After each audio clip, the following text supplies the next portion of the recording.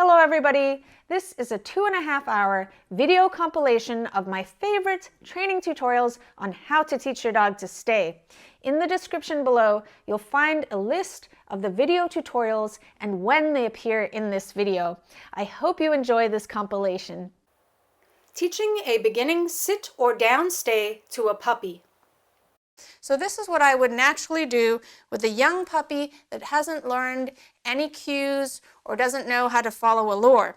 Now, I would teach the puppy to follow a lure without licking and biting so that you can train behaviors. But for position changes, if you just got a new puppy, one way of getting the behavior is simply feeding your puppy a treat like this and drip feeding the puppy a treat to get the puppy into the position of laying down. Because if you just try to lure the puppy, what can happen is that they're going to lick and bite at the treat in your hand. So you can just feed them a treat. So I've got this chicken treat right here, and I'm just letting her nibble at it, and then I'm going to lift the treat up into the sit while she's nibbling like that. If you have a very squirmy puppy, this will help them stop them from doing 101 things while you move the treat down and back up. Good job.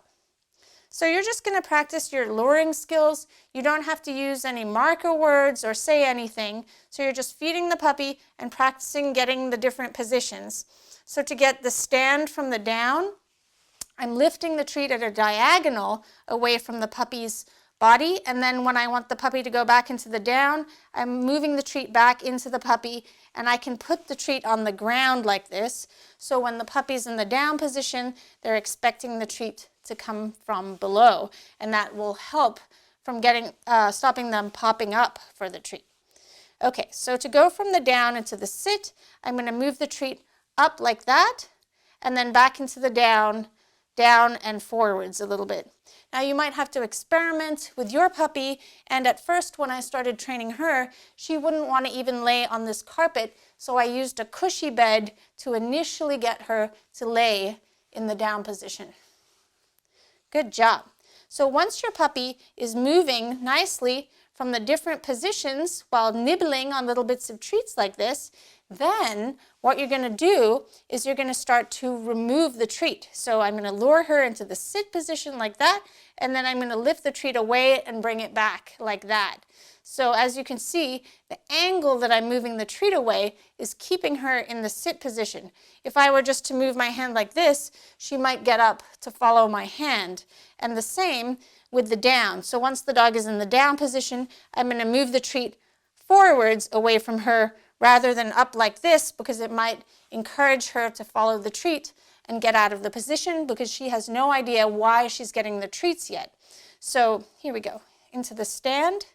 I'm going to, we haven't really worked on the stand at all yet, but once she's in the stand position, I'm going to move the treat away like that and then bring it back. So she doesn't even have time to follow it because it's coming back to her. Once you've gotten to that step, you can start to use a clicker or a marker word. So you lure the dog into the correct position, such as the sit. You can mark, feed, and then you can click as the treat hand moves away from the puppy. So you're clicking your puppy for staying still. Now, I saw my puppy's feet move a little bit, so I want to make sure that I'm getting some nice still feet before I mark and reinforce.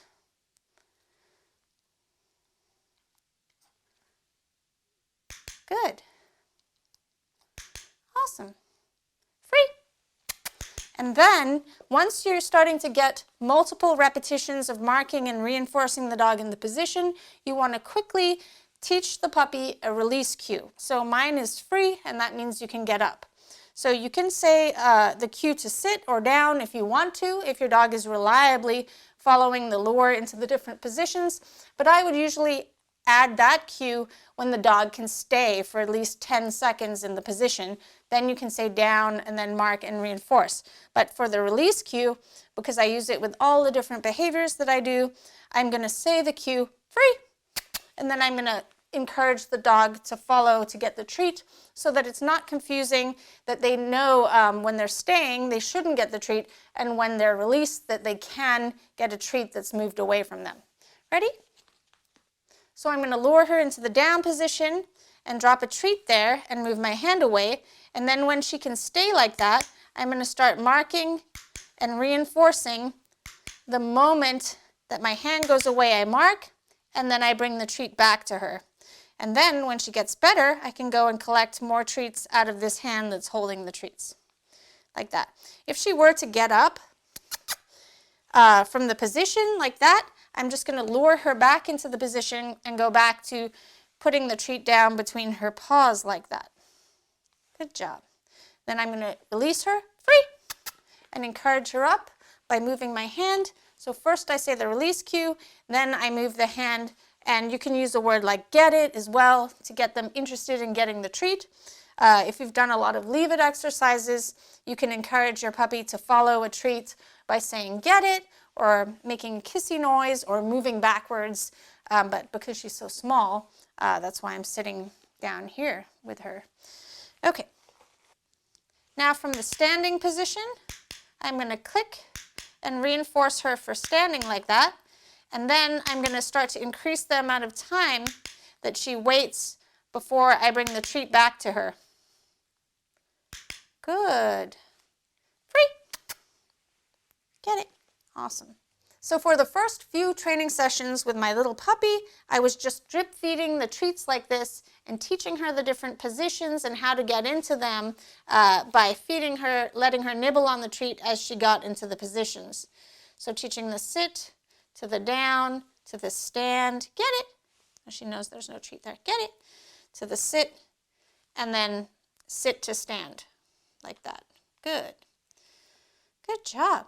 And then after those first few training sessions where I could get to the point where I was able to move my hand away, then I started marking and reinforcing her for staying a little bit longer each time. So I'd feed her a treat, and then move my hand away, mark and reinforce, and then if she just got up, I would lure her back into the position and begin again, and remember to release her at some point. Free. Good job. Now, as you can see, she's really good at staying in the positions, not as much in the stand as the sit and the down. The down is probably her strongest because we worked on that one a lot, and not so much the sit or the stand. And now I'm going to add the cues for the behaviors. So because she can stay in the position for 10 to 15 seconds, I can then start to add the cue. Because the problem with if they quickly pop out of position, if you don't give them the treat soon enough, is that you keep saying sit, sit, sit, and down, down, down. So I prefer to add the verbal cue a little bit later, but you can add the different hand signals right from the start. So to do that, you pretend to get a treat, and when the dog is in the down position, you lift your hand up like that, and then give them a treat. So there's no treat in your hand, but you're pretending to have the treat in the same way that you had it when you were luring the dog and letting them nibble on the treat. And now there's no treat in your hand, and you're marking and reinforcing the dog for following the hand signal. Now also, if your dog has gotten better at luring, you can then have the treat in your hand away from the dog's mouth so they're not nibbling at your hand if you haven't given them the treat yet. So I'm holding the treat like this, away from the dog's mouth so that she's not nibbling at it. And when I want her to eat the treat, I'm holding it like this, like I'm feeding a baby bird so that she can eat it as she moves. And when I don't want her to eat it, I have my hand the other way. Get it. Get it? Good. Good job. So the hand signals you can teach your dog are based on the way that you've lured the dog. So to get the dog from a down to a sit, a gesture like this, and to get the dog to lay down, a gesture like that. And for stand, I use an open hand like this, and to initially train it, the open hand has a treat in it, and I say get it to the dog. Get it. And I wiggle it if the dog doesn't think they can have it. So stand to down to sit, and then sit to stand, get it, which she hasn't worked on yet. But she should, because it will be good for her back legs. Get it. Awesome. Get it. Woohoo. Now I really need to work on stand because watch, when I let go of the treat, she goes automatically into the other positions I've reinforced. So if you notice that happening, your dog, when you're trying to teach them to down, they start sitting, or you're trying to teach them to sit and they keep laying down, it means that you just need to reinforce the other position as well.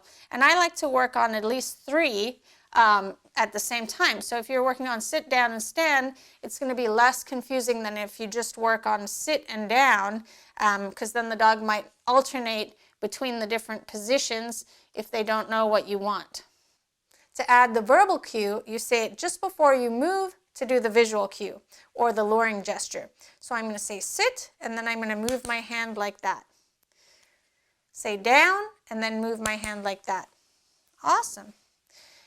Usually, if the puppy has learned to follow your hand gesture from a distance at first, that's going to then help with teaching the new cue, because the dog is they're reliant on your hand being there with the treat. They haven't yet learned to down while your hands are away, and so the distance they are from the treat will also affect their ability to be able to do the behavior. So if you've gotten to the point where you can have the treats here and the dog is still sitting and downing, it's going to be way easier to add the verbal cue where your hands aren't even near the dog. So I'm going to say down, and then I'm going to move my hand gesture to get the dog to lay down.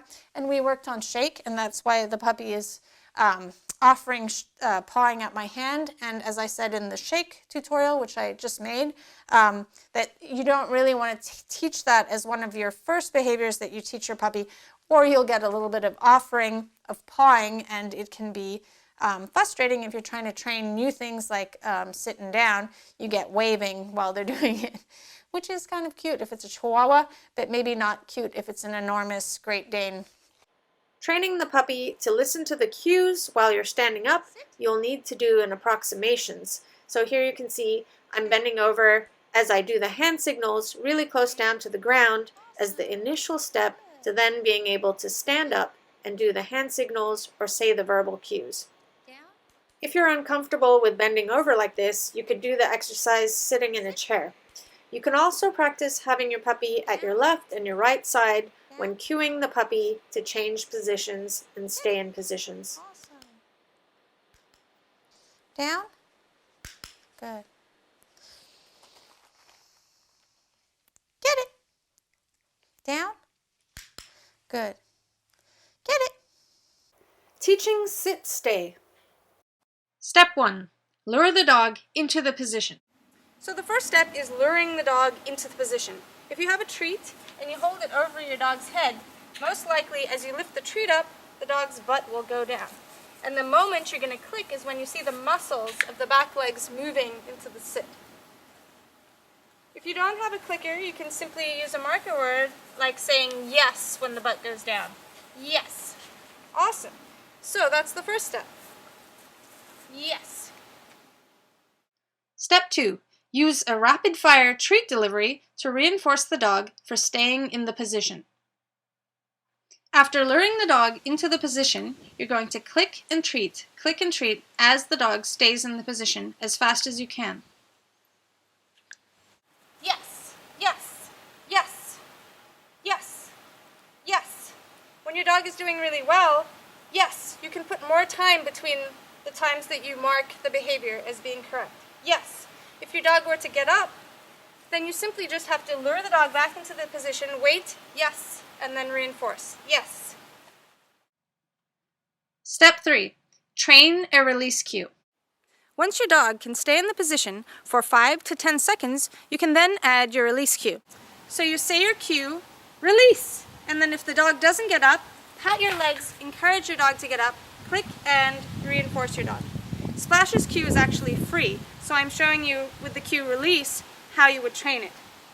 What you're hoping for is that the dog is going to start anticipating that release means get up. Release! Yes! Good job! What you don't want to do is say the cue and move at the same time like this. Release. Because the dog is learning that this means get up and not the release cue. Sit. So you say your cue, release, wait for a second, and then encourage your dog up. Step 4. Remove the lure and add the cue for sit. The next step is removing the lure and adding a hand signal. So pretend to get a treat, lure your dog into the position, and then get a treat from your other hand or your bait bag. So your dog is learning not to be reliant on that food being in your hand. Once you can get your dog to sit without having a piece of food in your hand, you can then turn that gesture into your hand signal to tell your dog to sit. So you do that in approximations. First, you can get your dog to sit by having your hand close to your dog's face. Then from further away, and then finally to the signal that you wish. Awesome. If your dog gets stuck, you simply have to go back a step and make it easier. So you don't always have to make it harder and harder and harder as you go. First you could teach them like this, then it could be like this, and then if they were struggling, you could go back and make it easier for your dog. Step 5. Proof the release cue. The most important part of teaching a sit-stay behavior is proofing the release cue and adding stimulus control to that release cue. You have to make it very clear to the dog the only word that means they can get up, the only thing in the environment that means they can get up is you saying that cue. And if you don't proof for it, your dog is going to get up. When distractions happen, when they've been sitting for too long, and also how far away you get from your dog. If you're going around a corner, that would mean to your dog that they should get up. So you have to start proofing for it.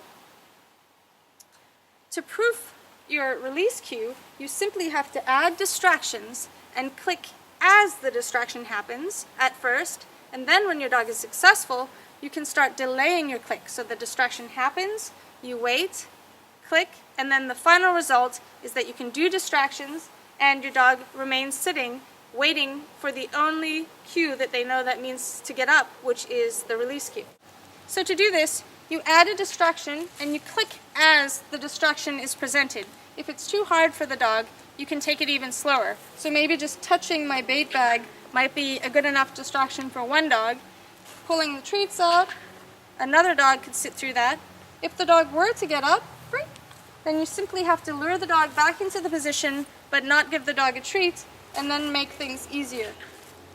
If your dog can't even sit through the beginning of the distraction, you need to go back again and work on clicking the dog for staying in the sit position and finding that really reinforcing. Okay, so you add the distraction, and then when the dog's succeeding, you can start adding criteria. So you delay the click. The distraction's presented, click, and reinforce. You can use different types of distractions. The more proofing you do, the more reliable your sit-stay will be. I'm presenting a frisbee, click and reinforce as the frisbee is presented. Then I'm going to start moving it around and then clicking as I throw it. If this was really hard for your dog, you could have someone throw it at a distance and you can click your dog for staying with you on leash. Sit.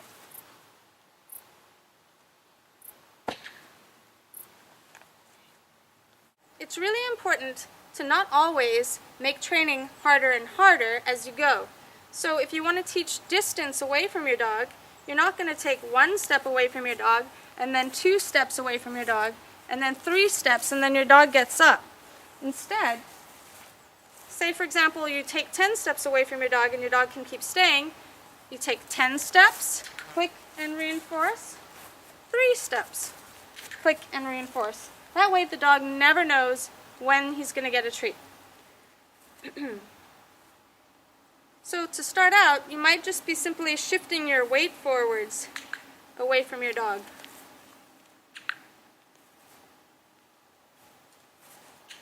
Awesome. And then when your dog's doing really well, you can start adding different types of movement. Woohoo! Woohoo! Awesome. By proofing the release cue, you'll find that it's way easier to add duration to a stay than trying to add duration before you've proofed that release cue. And this is because if you ignore your dog, sometimes they'll start offering other behaviors. But if they know they can only get up on the release cue, you can start adding that duration. So the same thing applies with duration as to distance. You're not going to do 20 seconds, then 30 seconds, then a minute, then 2 minutes, then 5 minutes, then 10 minutes. And when you get to 10 minutes, you only give a treat right after the end of 10 minutes. Your dog should never know when they're going to get the treat. So for example, Splash now is really enjoying sitting here in her sit stay while I'm talking, and she never knows when she might get that treat. Proofing a stay with food distractions. You can work on this exercise with your dog in any position, but I suggest choosing your dog's strongest position first to teach the concept of this game before working on positions that you haven't done as much training with. So for example, with Halo, he's worked a lot on a down, but not on a stand. So first I'm going to teach him the concept of this game with the down, and then the sit, and then the stand. Ask your dog to get into the position, Halo down, good job, and then hold a treat out like this, further away from the dog, and click as you hold the treat out for the dog staying. Good job.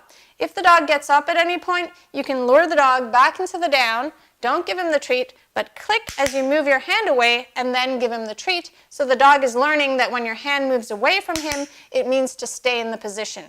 Are you ready? Once your dog is successful at you holding the treat out like this and staying down, you can start to move your hand down to the ground with the treat in it, like that. You might not want to go all the way down to the ground at first, so you can wave your hand up and down like this at first. Awesome. When your dog is successful with you touching the treat down to the ground before giving it to him, you can then place the treat down on the ground briefly before picking it up and giving it to your dog. Awesome. Good job. Good job. Good job. If your dog is successful with this, you can move on to the next step of leaving the treat there and moving your hand away. Now if the dog goes to get the treat, just quickly pick it up, lure your dog back into the down, move your hand away, click and treat, and then make it a little bit easier so you're just putting the treat there and picking it up again. Good job. Good. The next step is putting the treats down and then seeing if your dog can give you eye contact instead of staring at the distraction. Good job. If your dog doesn't think to look up at you, you can make a kissy noise or a little blowing noise and click when your dog looks in your direction. Good boy. It's very tempting, I know. Good job.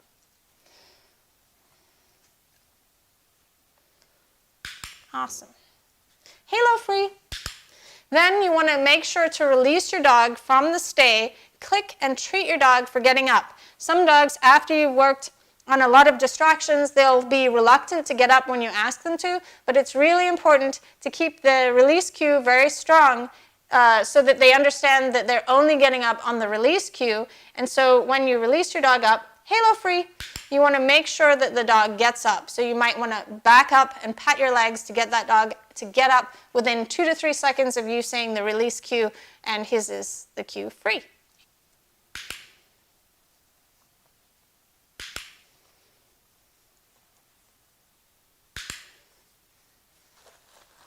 Now I'm going to play the same game while I'm standing up, but because the picture has changed, I'm going to go back a step and go back to asking the dog to down and then holding the treat out like this. Good job. And then putting it down on the ground. Good job. Good. And then dropping it. Good job. And now I'm going to try standing up. Awesome.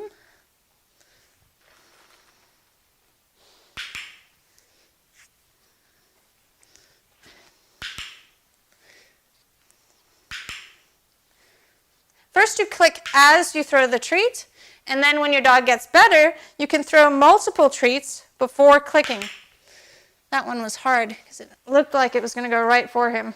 I don't suggest with this game that you put the treat down and then tell your dog, get it, because what can happen is the dog can start to anticipate that the treat being down on the floor is going to predict that you're going to cue him to get it, and then you can cause a little bit of frustration and anxiety if your dog is in an environment where he thinks he's going to be released to something and it's just not going to happen. So I suggest with this game, when the distractions happen, that you then bring whatever it is to the dog, or you reinforce with what you have, rather than it always being a release to whatever it is in the environment. I hope you enjoyed this tutorial. See you later, guys. Can you do both paws? Good job, guys. Good job. Proofing a stay with toy distractions. Ask your dog to get into the position, halo down. Good job. And then you're going to present the toy in a very non-exciting way. So just holding the toy up. And as you show your dog the toy, you're going to click and treat. So you click as you show the toy and then go to feed your dog a treat. If you have a helper, it's easier and you can work from a distance, so the helper can hold the toy out and you can click and feed your dog for staying in the position as the person shows the toy. If you take a toy out and your dog stops eating food, it means the toy is too exciting for the exercise. So choose a lower value toy, or maybe your dog doesn't have a lower value toy and you can use something like an old pair of socks to first play this game before moving on to using toys. You can also have someone holding the toy at a distance from your dog, maybe from across the room, and you can work on marking and feeding your dog for seeing the toy across the room at first, if you have a dog that is completely toy obsessed.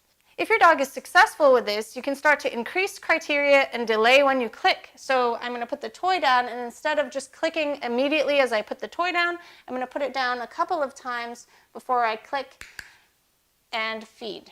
Now the next step he already did, which is I'm going to do this distraction and I'm going to wait for him to look at me, and I'm going to click and reinforce him for doing that. So he doesn't think that if there's a distraction while he's staying, he has to stare at it. Good job. If your dog doesn't think to look at you, it could be that the distraction is too exciting, but also that he might not know to look at you, so you can use your kissy noise or attention noise or his name and say that. So while he's looking over there, I'm going to make a kissy noise, click and treat, and then see if he thinks to do it on his own after a couple of times. Good job.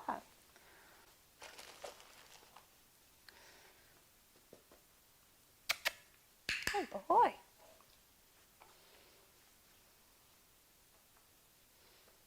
Awesome. Now I'm going to throw the toy, and I'm going to click as I throw the toy and give him a treat. Good job. If at any point your dog gets up, simply lure the dog back into the position, move your hand away, click your dog for staying, and then drastically reduce criteria to something very easy, for example, holding the toy in a very boring manner and clicking your dog for staying there. Awesome.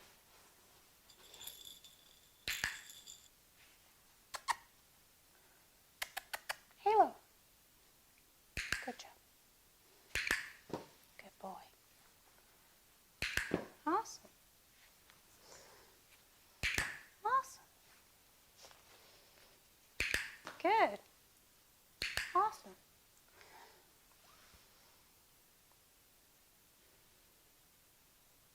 Yes, that was good. Good job. A squeaky toy can be one of the hardest distractions for many dogs, so I suggest squeaking the toy as you feed a treat at first, because most dogs might jump up as they hear the squeak. Then you can start to delay when you give the treat. So you're going to squeak and then give the treat. And I'm holding the toy in a very casual manner. I'm not getting the dog super excited about it. I'm just squeaking and then going to feed a treat. Good job. Good job. Awesome. If the dog were to get up, I could get the dog to lay down again and then practice squeaking and feeding at the same time, like that. Good job.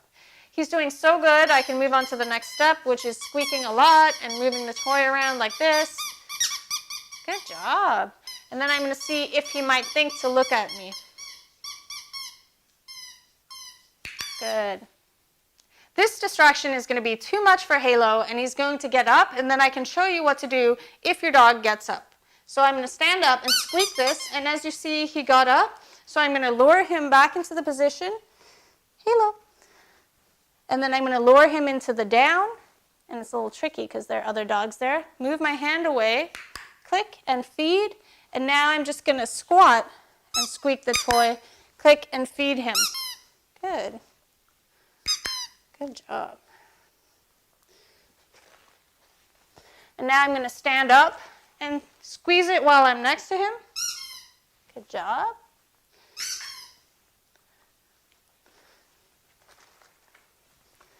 And now from further away. Good job. Good job. Good.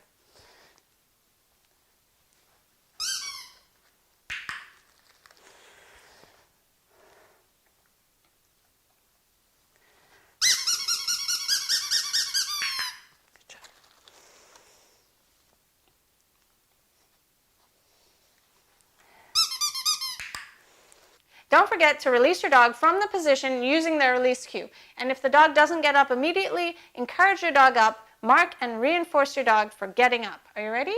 Halo free. Good job. Proofing a stay with movement. This is just a quick tip video for proofing a stay with the distraction of walking around your dog. Now, if you were just to walk around your puppy or dog without any prior training, most dogs will get up as soon as you get behind your dog. They'll get up to see where you went. So instead of just walking around your dog, I suggest breaking it up into small steps. So the way that I like to train it first is to make it really easy for the dog. So you ask your dog to sit, you click and treat, and then you click and treat for every step that you take, and you keep your hand right in front of your dog so it doesn't give them a reason to turn around. Now, if you have a very shy dog or a dog that's worried about spatial issues, they might be nervous about you going behind them, so don't go all the way around yet. You could just take steps to the side, so you're stepping to the side like this, and then around to the other side to help build your dog's confidence if they're worried about you going behind them. For some dogs, it's easier if they're in a sit, and for others, it's easier when they're in a down for you to go around them. So once you've achieved the step of being able to go around them while your hand is kind of out in front like this, good job. Then you can start to give less and less treats as you make your way around. Are you ready?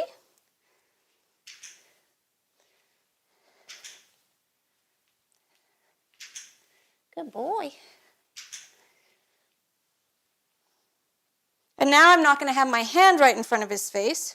So I'm going to go around like this. And just as I get to the back part, I'm going to reach around and put the treats between his paws like that. So he's anticipating the food coming to him rather than him having to get up to get the food from me. Good job. Good boy. So there he got up. I'm simply going to lure him back into the position, and he did go to get a treat that was on the floor, and then make it a little bit easier. Good job. And now I'm going to release him. Halo free. Good boy.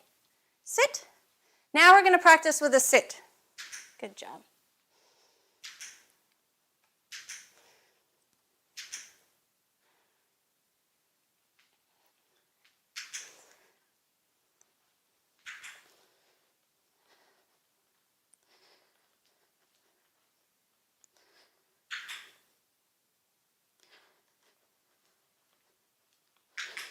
Good boy.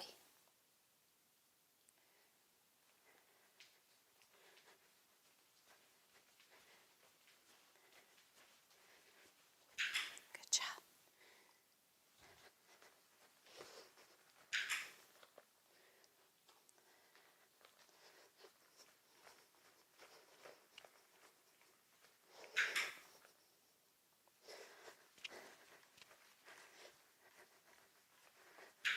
Good boy. Good boy.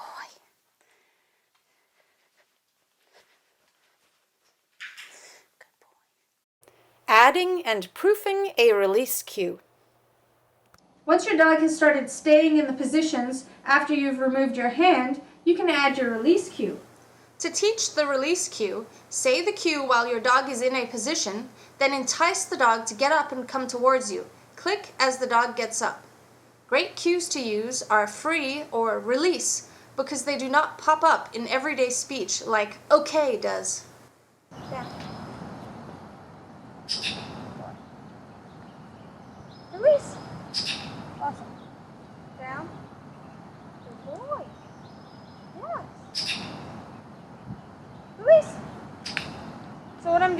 I'm moving after I say release. So I'm not going release, I'm going release. And then if he doesn't, I'm going to move to get him to kind of get up. Stimulus control on the release cue means 1. The dog gets up immediately when released. 2. The dog never gets up when not released. 3. The dog never gets up in response to another cue or stimuli. And 4. No other behavior occurs in response to the release cue besides getting up. Hamburger. Oranges. Release. To achieve stimulus control on the release cue, one needs to teach the dog that nothing in the environment apart from the release word means get up. To do this, you will click as the distractions happen, and later click the dog after the distractions have happened. You will be teaching the dog that all the situations he thinks to mean get up actually mean remain staying. Start from the lowest level of distractions and move to the highest. That doesn't mean get up. That doesn't mean get up. Apples doesn't mean get up.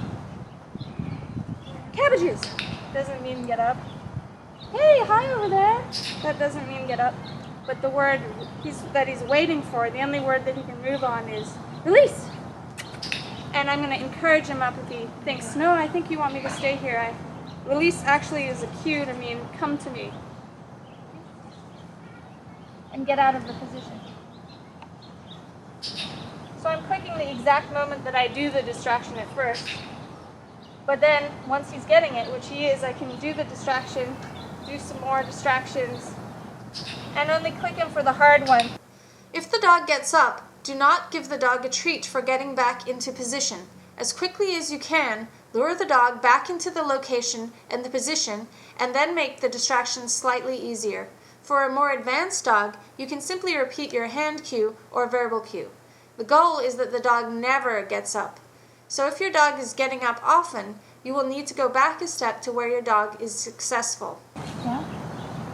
So because that's one that he might get up on, I'll use it as an example. So just standing near his back, I'm going to click him for that.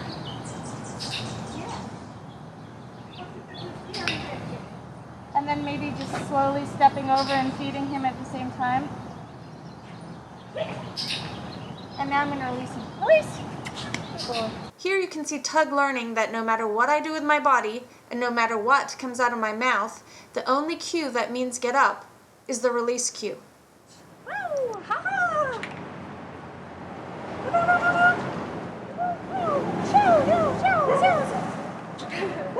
The neighbor's dogs.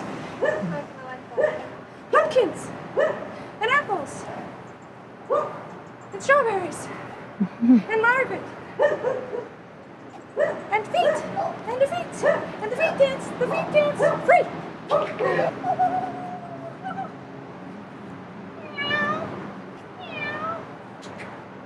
This will be embarrassing. Free! Be creative. Proof your dog to stay no matter what you do with your body, no matter what comes out of your mouth besides the release word, no matter what food, toys, people, and other distractions are moving in the environment.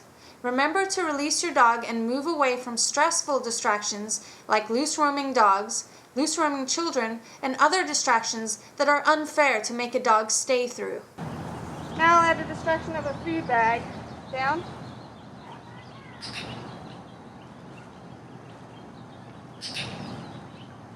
So I'm clicking the exact moment that I wave the bag. And now I'm going to click as I drop it.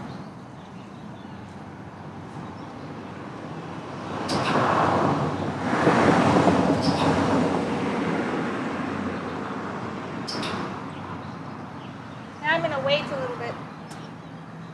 And I could wait till he looks back at me if you wanted eye contact when you're around. But I don't think that's very necessary, because then if you're not around, they can't look at you. I'm going to work on stimulus control with Tug around toys. I want to teach him that the only thing that means get up is the word free, not a moving toy or the presence of a toy. You can see he really loves his toys. So if you know toys might be more irresistible than food, you might want to start with something like a rock or something that's not even interesting. Or as you can see, Tug, he really likes his toys, but he does love his food as well. First you could click the dog for just the presence of toys, then you could click as you touched the toys, and then you could click as you slightly moved the toys, to the point where you could throw the toys no matter what toy your dog's not getting up. Oh. Down. Here I'm teaching Tug that a squeaky toy doesn't mean get up either.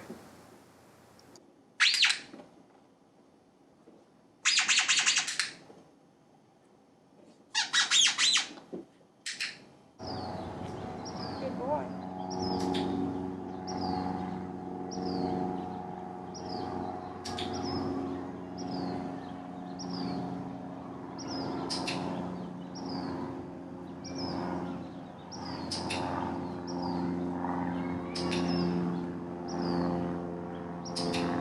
Doing so good. If you have a dog that's faster than you, it's a good idea to tether them in a leash and harness to something stable. That way you can keep the distractions just out of reach, and there's no chance of the dog reinforcing themselves for getting up. Taking it for granted now. Boing. Boing. Release. Good boy. Yay. You want to go check it out? Go check it out. So I could give him permission, to go see the object if he wanted. Now I'm going to walk around with the object. Hope he doesn't get up. Oh, he did. So I'm just going to move him and lay him down again without saying anything. And try it again. Make it a little bit easier. Getting the treat out of your hand. So at first, you're luring the dog into the position with the treat, marking and reinforcing the dog for staying in the position like this if it's a stationary behavior, and then feeding the dog a treat. So what I like to do is, as I get the dog into the position like that, at the beginning I mark and reinforce, but I also get the dog used to the concept of the lure disappearing, and I will move it away from the dog before marking and reinforcing. So if I lure the dog into the sit, the treat disappears like this and then comes back to the dog. Once the dog is reliably following the lure and you can move your hand away and the dog stays in the position, you can then start to not have the treat in your hand. So you pretend to get a treat, lure the dog into the position, mark, get a treat, and then give it to the dog like that. Then on the next trial, go back to using a treat for a couple of times, because if you suddenly just don't have any treats in your hand, it can be very confusing to your dog. So practice doing a couple of repetitions with treats in your hand and then no treat, where you're pretending to get a treat. Then after a couple of training sessions, or even if your dog is really catching on, you can show the dog you have no treat in your hand and then do the luring gesture as though you're holding the treat. Good. I have a video that goes into more detail about training the position changes and getting rid of the treats as the lures for those specific behaviors, and I'll link that in the description below. Some of you might have run into the issue that if you don't have a treat in your hand, or you don't have your bait bag or treats in your pocket, your dog doesn't listen because they've become savvy that when there are no treats present, that it means they're not going to get reinforced for what they're doing. So I'm going to show you a quick game you can play in your house using behaviors you've already trained, but this isn't going to be a very efficient way to train new behaviors. When you train a new behavior, you can have treats in your hands, wearing your bait bag, and train the new behaviors. But then once the dog knows the behaviors, you can start to, with the strong behaviors, have a treat container on a counter like this. Put your bait bag away, show your dog you have no treats, and then ask for the behaviors that are really strong. And she loves standing on her back feet, which I'm trying to discourage, but she knows leg weaving, so I'm going to get her to weave my legs. Good. And then I'm going to go and get her a treat from over here. Good job. If this is the first time that you've played a game where the treats are away from you, it can be very confusing to the dog. So you might have a couple treats on you and ask for the behaviors with the dog like this. And then when the treats run out, ask for another behavior. Good. Show them you have nothing, and then go get a treat from the counter. Awesome. Good job. Ready? Go legs, go legs. Good. Now I don't have any treats. Go legs, go legs. Good. I'm just going to go get you one now. Good job. Go circle, go circle. Good. Good girl. Awesome. Well done. Go legs, go legs. Good.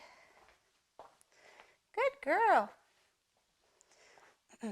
And then if I were to train a new behavior, I could get my treats, put them here, and then make it more convenient for me to use a higher rate of reinforcement where I'm not doing all this walking around in between the training, which could lead to the dog getting distracted about what they're learning, as well as doing other things in between the training, like jumping up on you, or in her case, walking on her back legs. If I were to walk over there all the time, she might get bored and want to walk on her back legs to see what I'm doing. Once you've had success with teaching your dog to work for you, even though you don't have any treats on your body or in a bait bag or in your hands, you can then start to use access to the environment as the reinforcer for doing the behaviors. So at first, say for example, your dog really wants to go out the door, you can use a treat to ask your dog to sit, and say if you're right in front of the door to go out, your dog is too excited to be able to work for the treats, you might come back into the living room, ask for the sit with the treat, and then go to the door and say, okay, let's go, and invite the dog through the door. Eventually, you can get to the point where you're right next to the door and the dog is understanding that to get through the door, they first have to sit for the treat and then be invited, okay, let's go. And then they get to go outside and go play or whatever it is that they find really reinforcing, maybe go inside the car.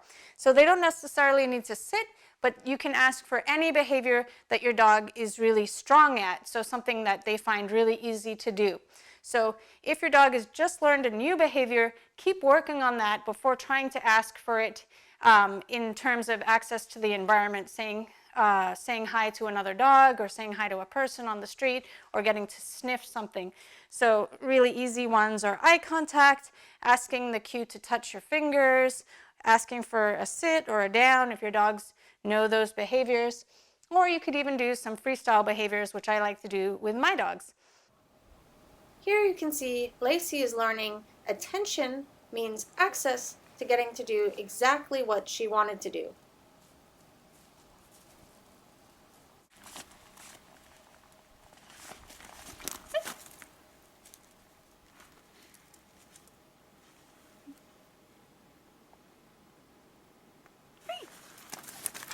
I have a video that goes into more detail about teaching your dog to work for you for access to the environment rather than just treats, which makes it more reliable if your dog's not feeling hungry, that they'll still do what you want them to do because they know that it's always in their best interest. And I'll link that video in the description below.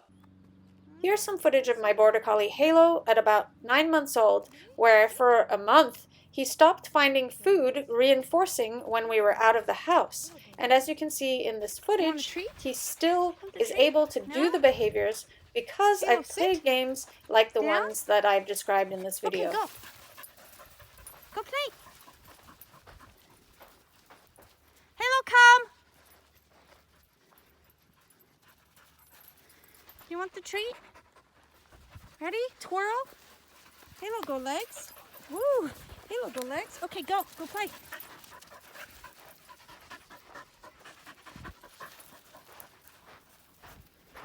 Halo, come. Down.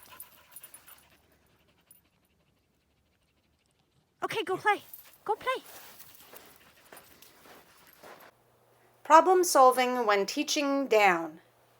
Today's video is for those of you who have just got a rescue dog or puppy and you're trying to teach your dog to lay down using a piece of food as a lure and it's just not working. So here are some things that you can do. One thing is teaching your dog to crawl underneath something. So you can either use your leg like this and you're going to hold a treat under your leg and you're just going to click your dog for going under your leg like that. Good. So any type of crouching motion. Good. Then you can start to lower your leg as your dog is going through. And click as your dog starts to go into the down position like that. Click and feed your dog for staying in that position, and then you could add a release cue like free and invite your dog up with the treat. Get it? Now you can try to turn this into a hand signal. So hold the treats above your leg and then move your hand under your leg, and as your dog lays down, click and feed. Now you're going to try and do this without your leg involved. Ready? Good. You might need to do this a couple of training sessions before your dog learns that when you put your hand down on the ground, that it means to lay down without your leg being there. Good. Free.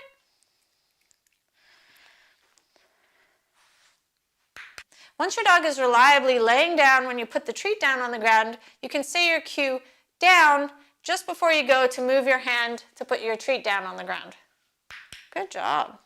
If you're uncomfortable luring your dog underneath your body, you can use something around the house like a table or a chair that your dog can just walk underneath at first to have your dog go under. So here, I'm just going to have Tug go under this table like this, using a high rate of reinforcement. And I'm luring him under this table. And then once he's got that down, I'm going to use something where he has to lay down in order to go underneath of. This chair is much lower, so he's going to have to go into the down position in order to get the treat. Are you ready? Get it. Good boy. Good boy. Free. Good job.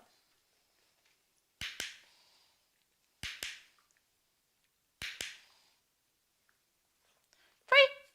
Once your dog understands that when the treat in your hand is on the ground, it means to lay down, you can try luring your dog into the down without the prop. So you're going to hold the treat in front of your dog's nose and you're going to push it slightly at an angle towards your dog and click as your dog lays down. Now, if your dog doesn't lay down immediately, you can practice something else, free, which is to just click a slight movement into the down position. Here are a couple of reasons why dogs might not want to lay down. 1, they don't understand what you want. 2, they don't find what you have reinforcing. 3, they might feel intimidated or worried about something in the environment. I mean, as human beings, if you're walking down a scary street at night, the last thing you're thinking about is laying down on the street, in the scary street. So dogs are the same, and if you take them into an environment that they're a little bit worried, then they're not going to want to lay down. For example, a class environment. So don't worry about that. Another reason that dogs might not want to lay down is that the floor surface is slippery, so they're worried about slipping as they go into the down position. So I suggest if you want to take your dog somewhere to practice doing a down, bring a non-slip mat with you or practice on grass or another non-slip surface. Another reason why dogs might not want to lay down is that they might be hurt or injured. Some dogs with hip dysplasia, or they're having some pain in their body or their wrists, they might refuse to lay down even with a treat lure. So if you've tried all these different things, these exercises that I've just shown you at home, and for some reason your dog never seems to lay down except when he goes to bed, I suggest going and checking with a vet to make sure there isn't something going on with your dog. But as a last resort, if none of these techniques are working, what you can do is watch your dog throughout the day, and anytime you do see your dog lay down, make a big deal about it. Be like, yay, good boy, and go and run and get him some treats and sprinkle some treats. So he's starting to lay down more and more throughout the day, and you're reinforcing it, and that is going to help the training of him laying down to be easier and easier in the future. Teaching a tucked sit. Now, there are many ways that dogs sit, but there are 2 general ways that people want to train their dog to sit from the standing position, and one way is that they keep their front feet still and then they move their back feet towards their front to get into the sit position. And then there's also the way where the dog is standing and they walk back into the sitting position, keeping their back feet stationary. So if you want to teach that sit, I actually have a video on position changes that I created, and actually that video is why I got a lot of requests for how do I actually teach a tucked sit. Luring the behavior. If your dog has a rock back sit that has a verbal cue like sit, you can begin by using that cue. So I'm going to cue him to sit using his rock back cue at first, so he understands to get into the sit position, but I'm also going to be moving away from him and encouraging him to move towards me, so I might be able to get him to do the tucked sit. The tucked sit, which I actually haven't trained until now. So he's a good dog to demo with, because what we've been working on is the stand to sit like that with the back feet stationary. So what I'm going to do is say sit and then free, and then move away and feed him treats right here in front of me like this, in the front position, and then I'm going to cue him to sit. Good. And what I'm doing is I'm lifting my hands up like this rather than the cue for sit, the rock back sit, which is moving the hands into him like that. Instead, I'm doing a gesture like this as I move away. Ready? Free. So I'm lifting the treat up like this. Good. Good.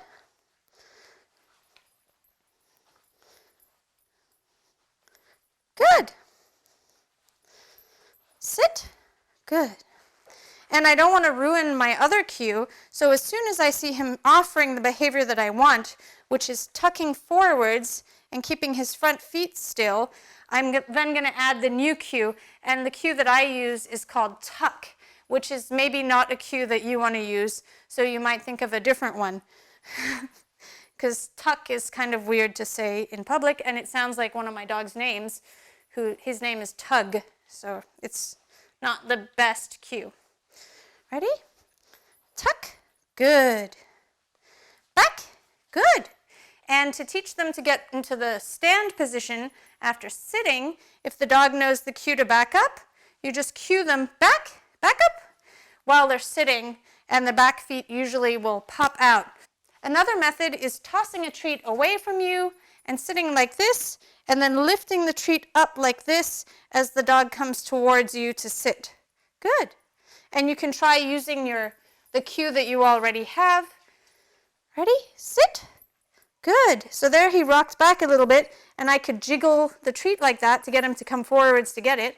Now he's walking into my lap, which I don't particularly want him to do, so I'm not going to jiggle the treat too high.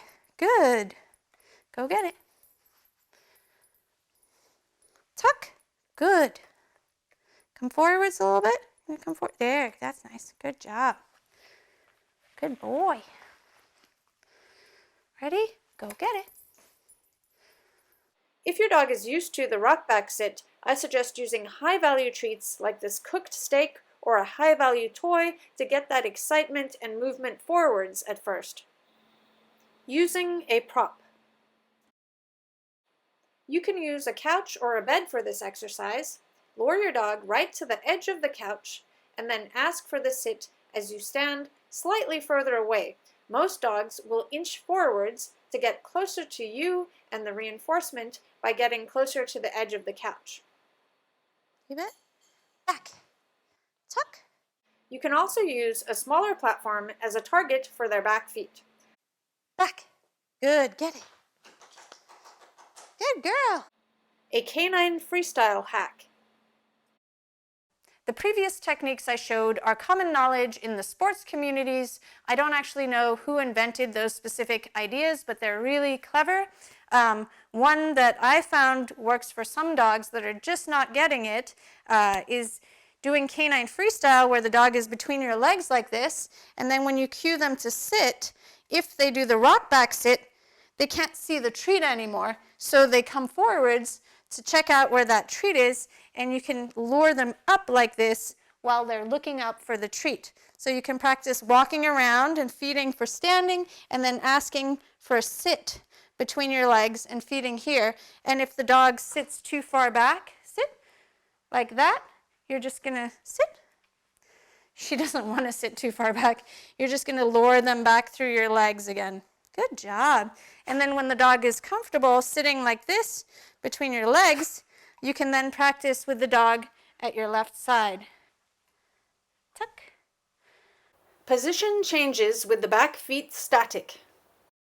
Now there are many different ways to train behaviors, such as position changes, but I'm going to show you how I do it. Now, the first step is obviously working on a down, a sit, and a stand with duration. So you're reinforcing the dog for staying in those positions without moving their feet. That's going to be very helpful when then training the dog to get from one position into the other without shuffling their feet. So another thing that you want to keep in mind is the dog's body. See how he's kind of flipped his hips over and he's in a nice calm settle. You want to make sure that your dog's body is symmetrical on both sides when doing this exercise. And that's one of the reasons why I like to hold treats in both of my hands to lure the dog. So I'm not even going to worry about marking like with a clicker or saying yes or good yet. I'm just going to practice my luring skills. So I have treats in both of my hands and I'm going to lure him into the sit position, and then I'm going to move the treat a little bit like that so that his two back legs are lined up nice and straight. Then I'm going to move both of my hands down into the down position, and basically what I'm doing is that whichever hand he's looking at, I'm going to feed him from the other hand so that he's going to line up straighter. So the eventual thing is that I'm going to want him to just face straight forwards, and then the treats are going to come from either side. So another exercise you can practice before doing this game is that eye contact exercise that most dog trainers know about, where you ask for eye contact with the distraction of holding treats in both of your hands. Good. But don't worry if your dog is focusing on one of your hands during this luring exercise, because what is going to happen is you're just going to feed with the opposite hand so that it will line your dog straight up again. Are you ready? So I'm going to ask him to sit, and I'm going to move both of my hands up like this, and then feed from the opposite hand that he's focused on. If he's focused straight ahead, I'm going to feed him straight ahead like that. Good job. So going from the down into the stand, you move the treats up at a diagonal like this, and then to get the dog back into the position, you move the treats into the dog like that. Another way you can do it is use a high rate of reinforcement for having the dog lay down like that, and then if they have a cue like get it, you can simply hold a treat, get it, in the place where their head is going to be when they're standing up. So most people would think their head would be here, but their head is actually going to be here. So I'm going to put a treat in my hand, and then he's ready to do it. And then say, get it. Good. And I can jiggle my hand or show him the treat that it's for him to get him to stand up nicely like that. Another thing, if your dog is comfortable with you touching their feet, it can be helpful to get them to start out in the right position to be standing. If your dog's legs are far forwards like this, it's going to be really, sorry, Halo, it's going to be really hard for them to shuffle back into the sit. So if you want a nice clean bounce into the sit like that, if your dog's overextended his arms, he's going to have to struggle to get up into the sit and also struggle to get up into the standing position. I'm going to be mean and make you have to do that. So if he stands up, you can see his legs are all spread apart. So starting out in a nice sit or a nice down position, you might help your dog out by moving their legs, and you can reinforce your dog with a treat, or don't move your dog's legs yet if he's uncomfortable with it. So there he's nice and lined up straight. If he flipped his hips, I could just feed him a treat like this to line him up again. And now I'm going to work on him going from the down into the stand. Get it? Awesome. Now I'm going to work on him going from the stand into the sit. So I'm going to hold two treats and move them back like that, back and up at a diagonal. And then to have him come forwards back into the stand, I'm going to move them forwards in a diagonal downwards. Pop. Awesome. Sit. Pop. Good. Sit. Pop. Awesome. Sit. Pop. Awesome. Down. Up. Sit. Pop. Good. Sit. Pop. Good. Sit. Down. During this training, you want to be extremely unpredictable about when you reinforce. If you ask your dog to down, then feed, then stand, then feed, then sit, then feed, then come forwards into the stand position and feed, and every position change you give a treat, what can happen is that when you stop giving the treats, the dog can get confused and feel like they got something wrong, or they can start to offer the next behavior. So if your dog misses the treat in the stand, they might offer sitting or downing to see if that will get the treat faster. So what you need to do is not only ask for the position changes without giving any treats in between like this, but also down, mark and reinforce your dog for staying in the positions for long durations with a high level of reinforcement during these position changes. So now he's in the down and he's staying in the down even though I haven't said anything. Halo up, awesome. And now I'm going to feed him for standing. And he's thinking to sit because we did a whole bunch of position changes, and that's fine. So when you start to see a problem like the dog staying in the position and not moving, you need to focus on the position changes part of this behavior. But if you see that if you ask your dog to stand, halo up, and then your dog starts to change positions from the standing position because he thinks he's supposed to, then what you need to go back and work on is the duration of just staying in one position. So if you notice that specifically, every time you ask your dog to stand, they suddenly lay down within a second, then every time you get to the standing position, I would work on it a lot with duration like this, and then go back to the different position changes. Down, poor guy. I'm not saying his verbal cues, so he's not sure if he's supposed to bow or whatever. Pop, awesome. Down, up, down, sit, pop, good boy. Down, good. Up, good. A lot of trainers utilize props to train precise position changes. The prop that I have here is simply a $6 little tray to put your shoes on that I got from IKEA, and then I stuck some non-slip surface on the tray, and then I've also put something underneath so that it sticks to the carpet and doesn't slip around. But to get that precise position change from a sit to a stand where the front feet are moving symmetrically, I'm going to have her sit so that her front feet are just on the tray like this, and then I'm going to ask her to get it so that she pops forwards to get the treat like this, and then I'm going to ask her to sit again so that her front feet both go onto the tray. And she's already practiced this, so at first it won't be so smooth looking. You're going to have to really build that concept and mark and reinforce for both of the front feet going back onto the tray like that. Are you ready, Wish? Get it. Good. Sit. Good. Pop. Awesome. Sit. Good. Pop. Good job. Sit. Pop. Awesome. Sit. Pop. Good. I suggest working on the position changes with accuracy in calm, slow movements using food, and then when the dog has understanding of getting into the different positions, you can build speed and enthusiasm using toys. Sit, down, sit, get it. Good. Twirl, get it.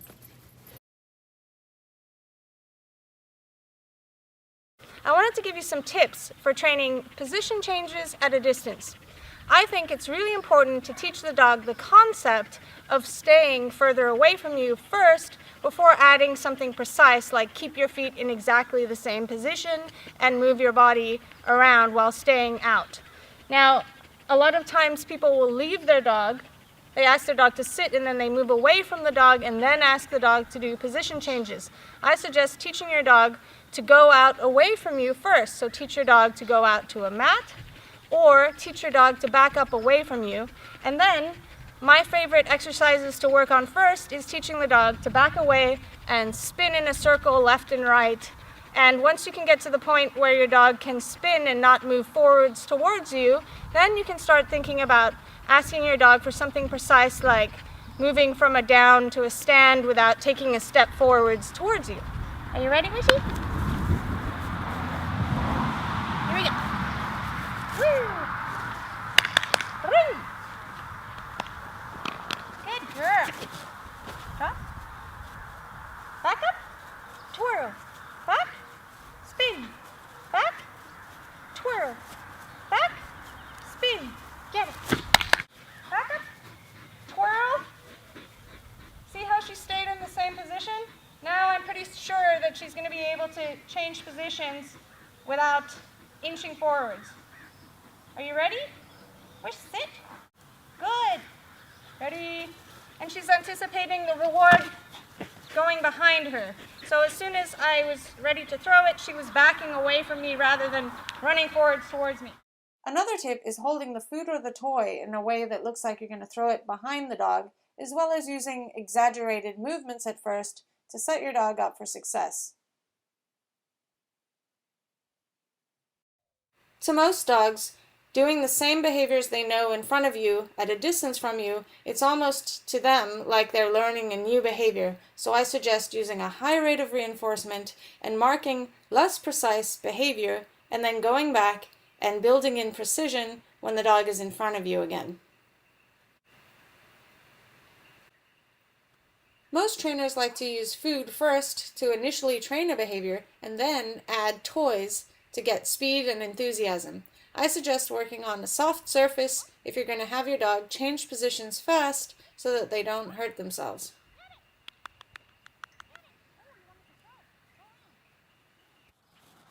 I hope you found this video helpful for your training. If you'd like to support my work, don't forget to like, comment, and subscribe to my channel. See you later, guys. A game to play if your dog keeps getting out of the position. Hi everybody, this video is for those of you who are struggling to teach your dog the concept of staying in position when training something like sit stay, down stay, or stand stay. Now, what you might be experiencing is that you ask your dog to go into the position like a down, and then if you just stand there saying nothing, the dog stands up and looks confused and sits and spins in a circle, or just comes towards you, or just walks away looking confused or frustrated. So what can be happening is that the dog is not understanding the concept of the behavior being a maintained behavior where they have to wait for the release cue. Now there are lots of games that you can play, such as proofing the release cue, and I'll link a video on how to do that in the description. But a fun game that my friend Kate Palese actually taught me a very long time ago, and which I found very useful in training classes, is this very simple trick. Basically, how the game works is you ask your dog to get into the position like a down. I suggest the down first because it's easier for dogs to stay in that position than if you're working on the stand stay, where it's easy to take a couple steps forwards when they see a distraction in front of them. So you ask your dog to get into the position, and if your dog knows the leave it cue, you can say leave it as you put down a plate of food or a treat on the ground, if you don't mind just having the treat on the ground. But if you have a problem with putting treats on the ground, you can have a dog dish or a little target like this, and you put the treat down on the ground, and you mark and feed your dog for staying, and then you can give your dog a release to eat the treat.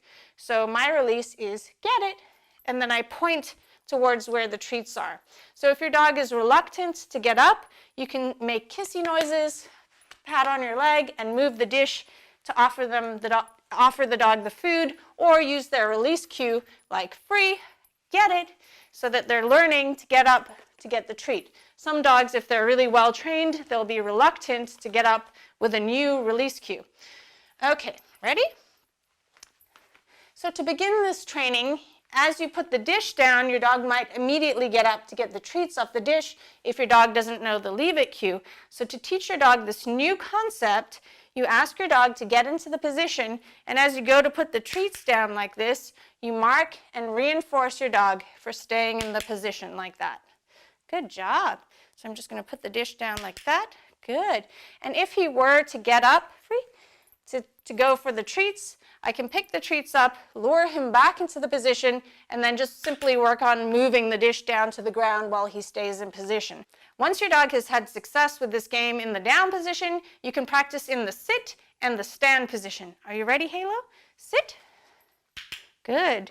He's sitting a little bit sloppy, so I've moved the treat forward like that so that he's sitting nice and straight. So the way you deliver the treat can actually straighten up their position, which is good for their body, to be sitting in symmetry rather than flopped over on one side like that. Okay, good job. Get it? Good job. Ready? Sit. Good. So he got up as I went to put the treat on the plate, so I just lured him back into the position, and I'm moving my hand away from him like that to put the treat on the tray, and I'm clicking as I move to put the treat down like that. Good job. Good boy.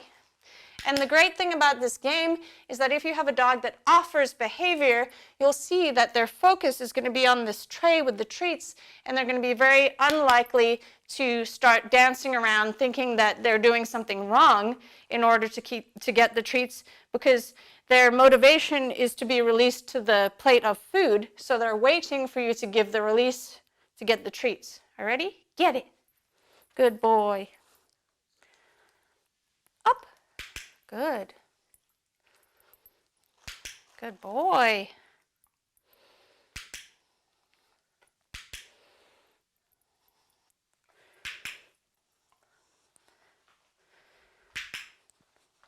Get it. Awesome. Leave it. Up. Good.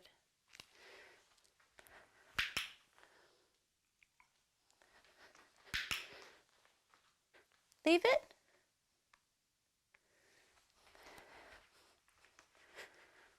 Good. Get it.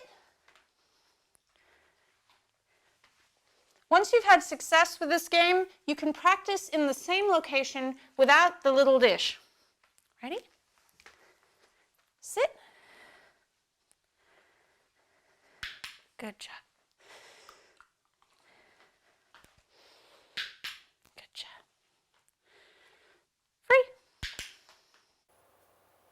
A tutorial for dogs who shuffle their feet. Hi everyone. Thank you for being a Kiko Pup member. I really appreciate the support. This month's members video, I'm going to be talking about how I'm going to be proofing the stay with Epic with a specific focus on her keeping her feet still. As you can see, she's the type of dog that will tap dance a lot when she's moving around. You can see she's moving her feet quite a lot instead of just calmly sitting there. So this exercise is going to help with dogs that dance around with their feet, but it's also a great proofing the stay exercise for other dogs that say when you walk behind them, they don't understand the concept of staying when you're out of sight, or they have to turn their head to see you, and most dogs will get up and turn around to look at you. So I'm actually going to be using that exercise of walking around my dog as the way to teach her to keep her feet still, because most dogs naturally will want to move their feet around as you go behind them. Another thing that you can do in between training is practice feeding your dog without tapping of the feet occurring in between giving the treats. So as you can see, and I have worked on wave with her, so that's why she's waving at my hands, but as you can see, she's moving her feet quite a lot.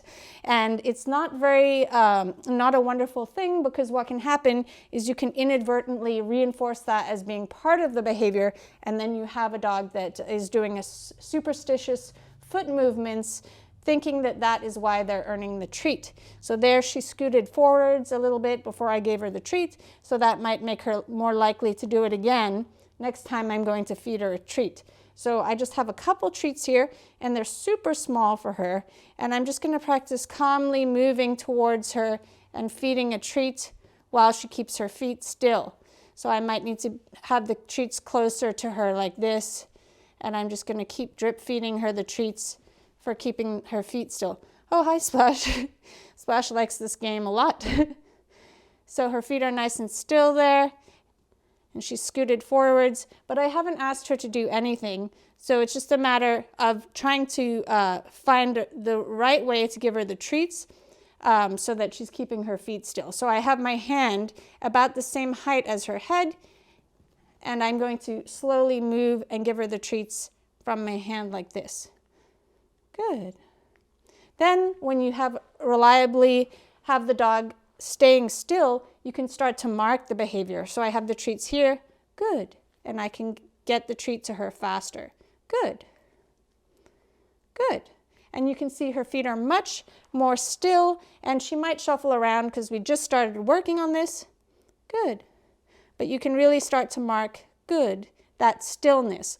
And the reason that I'm not using the clicker is because for my dogs, they can get quite excited when using the clicker because I do exciting stuff with the clicker. So for her, she was weaving my legs and going around a cone and doing a recall and things like that. But you can use the clicker to proof behaviors. It's just that with a dog that's offering something very exciting, like tapping their feet in anticipation of a treat, the clicker might actually cause that to happen.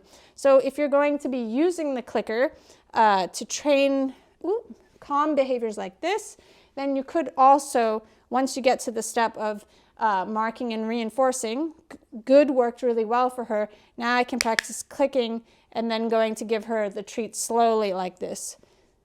Good. And then I can start to move my hands into a more natural position. Good. And you can get eye contact too with this game as well if you wanted. But you can see she's starting to shuffle around because I've moved the treats away. Good job. I don't know if you can see it in the camera, but she's also, every time I click, she shivers a little bit from excitement. So I'm going to, in this tutorial, use the word good to mark and then reinforce her with the treat and not use the clicker for her. Hey, little one, free. So I'm just going to move Splash, who I just let sit there, but she's very interested in working, which is awesome because she's an old girl. So we will do some training after I do this tutorial. Hey, boo-boo. But let's get you back on the couch. Splashy, jump up. So I am going to give Splash a treat for going back on the couch because she rarely jumps off. But if she jumped off a lot, I wouldn't. I would wait till another opportunity to give her a treat while she's waiting. In this exercise, you can also utilize a platform or a mat, but for some dogs, you might not need this. If you had a dog that taps their feet a lot, you can also try using playing the game where you feed the dog for staying still while they're on an object that they have to balance on, because they might be less likely to lift up their feet because they're busy balancing. Okay, so here are just some examples of platforms. This one is a human fitness platform, a balance disc, which is going to, if you're going to use a balance disc like this, you want to keep the sessions short because your dog is going to be busy balancing, so it's going to be more tiring. This is just a shoe from IKEA, a $6 thing to put your boots on after you come in, and I just stuck some drawer liner from IKEA on top. This is some cardboard that I stuck drawer liner on, and an IKEA box stuffed with newspapers and duct tape on top. That is a wonderful platform. Unless you're working with a very heavy dog, then you'd have to put something more reinforcing inside of there. Okay, so I'm just going to use this blue one because it's easy to walk around for this exercise. Because she's so small, I've measured out the treats that I'm going to be using for this session, so when the treats are done, the training's done, so I don't overfill her stomach. Also, I'm going to show you what she's going to do if I don't use a high enough rate of reinforcement, because she doesn't know this yet and it's not going to be detrimental to our training. But if I asked her to sit on there, epic, sit, and then I walk around her, she's going to shuffle to the left and the right and turn around and sit and face me like that. So if you had a dog that you were asking to sit on a bench or something and wait for you, that's perfectly fine for them to shuffle around in place so that they stay in place and stay in the sit or stay in the down. Who cares? But if you're working on an exercise as a trick or for obedience or just for a fun challenge, that is what this is about. Hey, little one. So what I'm going to do is make sure to reinforce her in the direction that she's facing. So the treats are always coming from the direction that she's facing, and staying in a position doesn't necessarily mean pointing and facing me, which is what it means at the moment and for most dogs. I did drop a little treat somewhere. Oh, here we go. Okay, so I'm going to ask her to sit on that platform, and I'm not going to use the clicker. I'm going to mark, good, and then reinforce from the front. And so as I go behind her, my hand is still out in front, and it looks quite silly at first, but it's really going to help reinforce her for not making any errors. Good. Good. Good. Good. Good. Now I'm going to stand behind her, and I'm going to bring my hands away. Good. And reinforce her for staying in the position. Good. Good.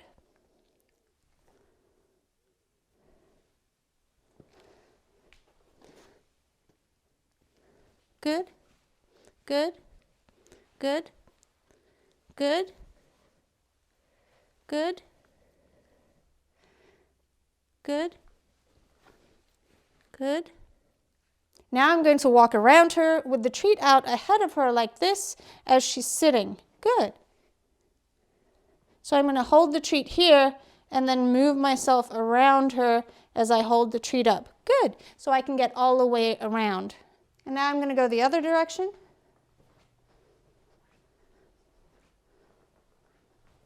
Good.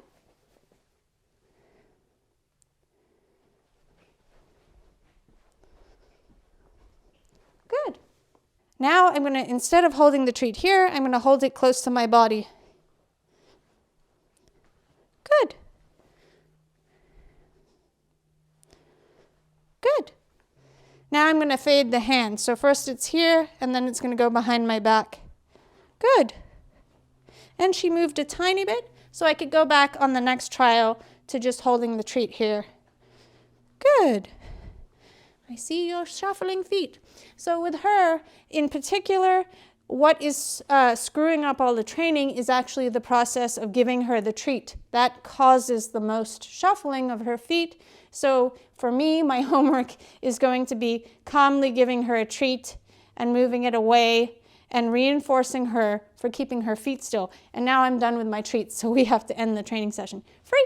And you want to make sure to use your release cue, and I would give 1 treat for getting off on the release cue reliably, and that will get the dog offering wanting to go back to sit, because that's when they're getting the most reinforcement rather than getting off.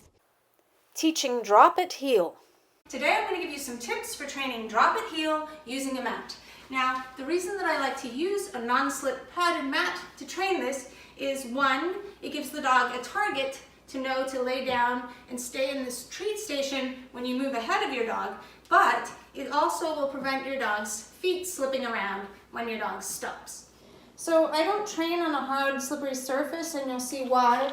Of course, Splash is going to be a demo, is that you can see her feet are slipping around, and if I cue her to do things like down and stand up, you can see she's slipping, and those tiny slips are not only not good for their body, but they're going to ruin your training because you're not going to get the accurate footwork that you want. The first step is teaching the dog that the mat is going to predict that you're going to cue them to do a down stay. So I don't suggest having your dog in the heel position. You can simply lure your dog over the mat and then cue them to lay down with the treat. Good job. And then you can mark and feed your dog for staying on the mat. Good job. Or yes, whatever marker word you use. And then give your release cue, free. Get it. The next step is walking away from your dog while your dog stays on the mat. And you can make it easier for your dog by turning to face them as you walk away, because it might be a whole different concept to your dog when you leave them while they're doing heel work. Are you ready? So I'm going to cue her to down. Good job. Take a step away, come back and give her a treat. Good. When your dog is good at you walking away while looking at them, you can start to walk away while not looking at them. So while they're laying down already, you can start walking away. Good. If your dog were to get up, then you could simply lower them back to the mat and make it a little easier. So you just take a stutter step forwards. And now Wish thinks she should crawl in the heel work position. I'm going to reward her for that because I think that was cute. Anyway, down. Good. So I'm just going to take a small step forwards. Good. Good job. Wish free. Awesome. Now you can practice with your dog in the heel position. Are you ready? Tight. If you want to make it easy for your dog, you can lure them into the down position before you walk forwards. Wish free. Down. If you have a dog like Kiko, that when you get to the mat, they look down at it just before they step onto it, I suggest using a mat that isn't too tall, that they might trip on it, because it could be that they're worried that they're going to trip as they step onto it. And you can simply work on approaching the mat and not asking for the down yet. So with Kiko here, I'm just going to get near the mat, and as we walk onto it, without her looking down, good. Good. Free. Tight. Down. When you finally remove the mat, you want to make it easier for your dog by reverting back to using luring and asking for the behavior in the same place that the mat was just in. Are you ready? Tight. Down. Good. Good. Free. Down. Good. Good girl. Dash free. Good. This game is great for canine freestyle as well. Ready? Down. Bravo. And down. Good. Teaching a calm settle. This video is on the topic of teaching your dog a calm settle like you see my dogs doing here, even when the treat bag is out and it's rustling. They know that if they just relax and chill, the treats are coming to them and they're going to be highly reinforced for just chilling. Hey, Wishy. There you go. If you have a dog that's extremely over-aroused and gets easily frustrated around food, it can seem counterintuitive to use food to help teach your dog to relax. Now, if you were to just train a downstay or a duration go to a mat, what could happen is that frustration and arousal over food can be extremely hard to get rid of. But what you can do instead, and what I suggest as the first step to teaching this calm settle around food, is to have treats around your house on counters in jars that are easy to access, or have low-value treats in a bait bag on your person, and you're just going to walk around the house going about your daily business. And when you see your dog relax, say he just plops down in the kitchen and he's not thinking about the food, then you're going to calmly and slowly walk over to him and drop a treat between his paws, or use a calm marker like good or yep, and then calmly go and drop a treat between his paws. Now what this is going to do is you're going to be reinforcing your dog for calmly settling around your house. So it's a technique called capturing, where you see the behavior that you want and you reinforce it with a treat. Now, what will happen at first is that most likely your dog will pop up and expect more treats, especially if you do training with treats and he's used to getting lots of treats one after the other or eating a whole meal.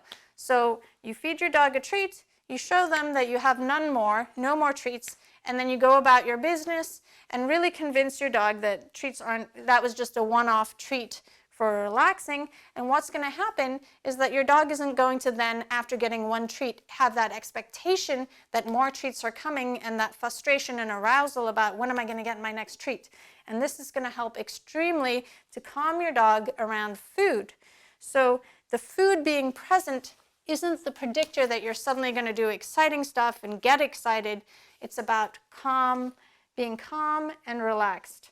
Now, a lot of people think also that if you use food to help calm your dog down, that they then are going to be slower when you use food to do behaviors and tricks. And as you might have seen on my YouTube channel, that's simply not true. You can get a lot of speed and enthusiasm using treats, but you can use a different treat delivery. So for example, if I want my dog to do exciting heel work where my dog is really amped up and looking beautiful and with a tail flagging, I can use the treat in a different way than I use it for teaching calm behaviors like this settle.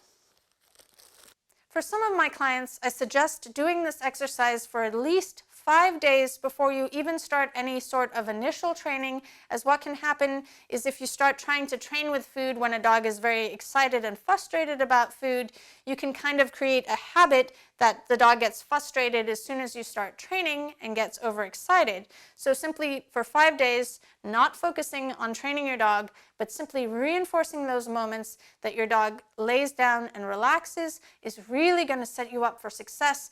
To have a dog that's not getting frustrated during training over not getting the food fast enough. And not only is this great for us as humans, but I really think that it's in the dog's best interest, because if we're going to be using food to get behavior and for them it's a stressful, frustrating experience, that's simply not fair in my opinion. And working on this is really going to help the dogs out to learn how to live with us and learn how to deal with our type of training that we want to do with them. Hey, splashers. The way that I initially learned how to train the settle was using capturing, where you put your dog on a leash and harness and you simply wait until the dog relaxes and settles, and then you can calmly drop a treat or use a calm marker such as good before you drop the treat and reinforce that calm behavior. However, I found when helping people online where I can't be there to help them, or it's a person who has no training background and really needs help to teach their dog to relax on a mat, I found it very beneficial to actually use luring to train this calm behavior and get it started. So what I train is teaching the dog to go to the mat and lay down. So one way of doing this is simply giving the dog a treat and then luring the dog onto the mat and then into the down position. Good. And then calmly releasing the treats in between the dog's paws like this. You can also add a release cue, such as free. And I have a video on YouTube on how to train your dog to go to his bed, and I'll link that in the description below, because you can even send your dog away to go and relax on a mat. Or as you might have noticed, I have some dogs lined up here. I can send them to go and relax and wait their turn while another dog is working. And even though I utilized a lure, and you could even use a clicker to train this behavior, you can see that you can then reinforce calmness during this behavior using that method of simply dropping a treat calmly between the dog's paws for relaxing where you want them to relax. And there's actually 4 dogs up here. There you go. The wonderful thing about teaching your new dog or puppy a long duration settle behavior is that it makes it extremely easy to then teach a long duration downstay, because the dog is used to having to wait calmly without getting frustrated before getting his next treat. So simply not receiving a treat doesn't make the dog feel like they did something wrong and they need to change their behavior, such as offer different behaviors or come running to you to say, hey, what's going on? I've been laying here for so long, something must be up. So I really like to teach the settle for many reasons, and one of them actually is to train long duration behaviors where the dog is static. You can add a verbal cue to the settling behavior. So for me, when the dog is settling on a mat, I simply say, go to your mat, and that just means that you stay on the mat and relax on it until you get a release. Or you can have a situational cue that anytime the dog is on leash and you're standing for a long period of time or sitting for a long period of time, that is the cue to settle. Or you can have a verbal cue to tell your dog to relax and settle, such as settle, or Gersha Stewart uses the cue relax, which I think is a really lovely cue. Now we're practicing the same exercise with the dog on a leash and harness next to a chair with the dog's mat below the chair. Free. So what I am doing is walking towards the chair, and as the dog reaches the mat, I'm cueing the dog to lay down. So you could actually turn the mat into the cue to lay down, and that is simply by repeating this exercise multiple times and then not giving the down cue and seeing if the dog might offer laying down on the mat. And then with this behavior, you want to be very slow and calm when you deliver the treats. You don't want to be throwing them to reset the dog, because that can get the dog really excited about the treats when you want your dog to be calm. Halo free. So there he just offered the behavior. Good. Once your dog is offering laying down on the mat, or after you say your cue, you can then sit in a chair with your dog on a leash and harness with the mat below you, and anytime you notice your dog relaxing and not staring at your food, you can mark and reinforce your dog. Now, for some dogs, this can be extremely difficult if you're in your own house with absolutely no distractions, because it looks very much like a training session. When you have food on you, you're used to training your dog and getting your dog to focus on you 100% and expect that food is coming. So I suggest for the average person that when you get to this step of sitting in a chair and trying to reinforce your dog for not thinking about the food like that, I suggest doing it outside, somewhere that's not too exciting or too distracting for your dog, where they might be stressed and not want to take food.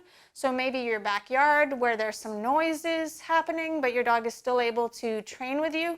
And what you can do is utilize those distractions as the moment to mark and reinforce your dog for relaxing calmly. So here, inside the house, what can easily happen is that the dog can learn, oh, it's about looking away, and then you get your dog offering you these ways of getting you to reinforce them by looking to the left or kicking a leg, so it looks like they're relaxing, when really they're thinking, how do I get that next treat?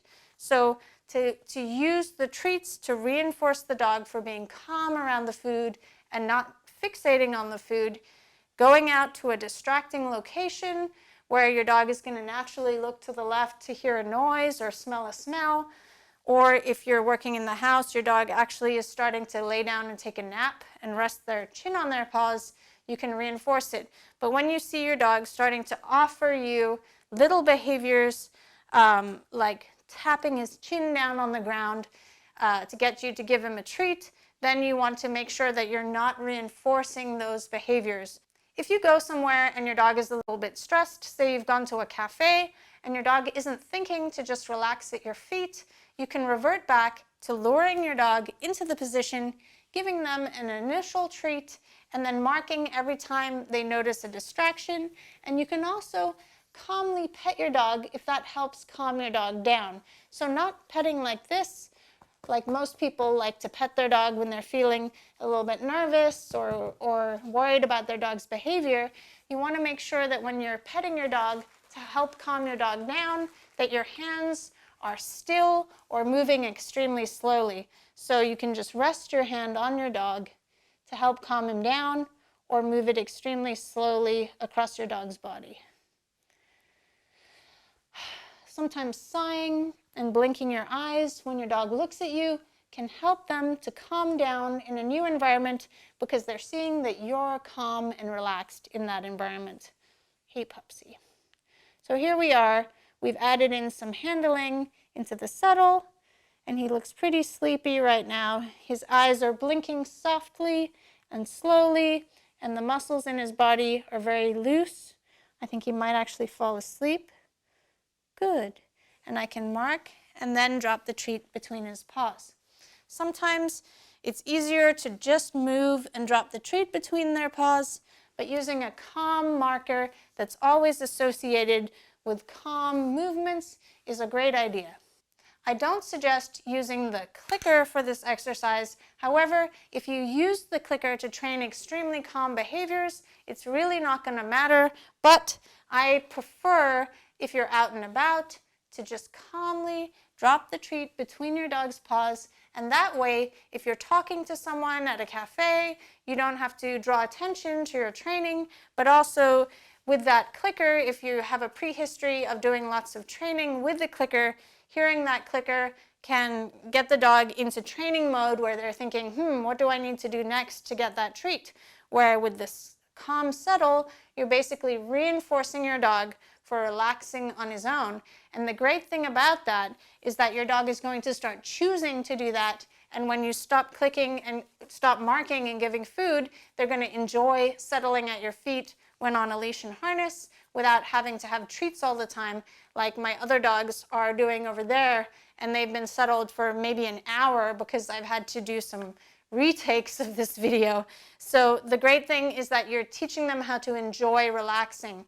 How to begin training out and about in new places. This video is on the topic of taking your puppy or adult dog out somewhere new and setting your dog up for success if they typically can be a little bit worried or overexcited when they go somewhere new. Now, Epic here, my little puppy, is actually really good in lots of different environments, but I haven't always had puppies like her, and so I usually set dogs up for success in this way when going new places. Now, previously, before I took her here, I have worked very religiously on reinforcing her for settling inside of her crate like this, as well as if you had a larger dog, you can teach them to relax on a mat like she's doing here. And so when you go to a new environment, you can bring your crate if you have a little dog, or a mat if you have a bigger dog. And if you have a bigger dog, you can also simply park somewhere new, open the back door and have your dog in a crate and just sprinkle some treats in there and reinforce your dog for settling in the crate in a new environment while they're still inside the car. Now, if you don't work on the settle in the crate at home, say when your car is parked, or when you have the crate inside your house and your yard in non-distracting environments first, then it can be quite stressful for the dog and they might not think to settle. So the really important part of the homework here is reinforcing settling behaviors at home first, so you can bring that calmness to other environments. The same with if you wanted to teach your dog to sit, you would work on that in your house, maybe your kitchen, your living room, and then when the dog's really good at it, then you could start asking for it out and about.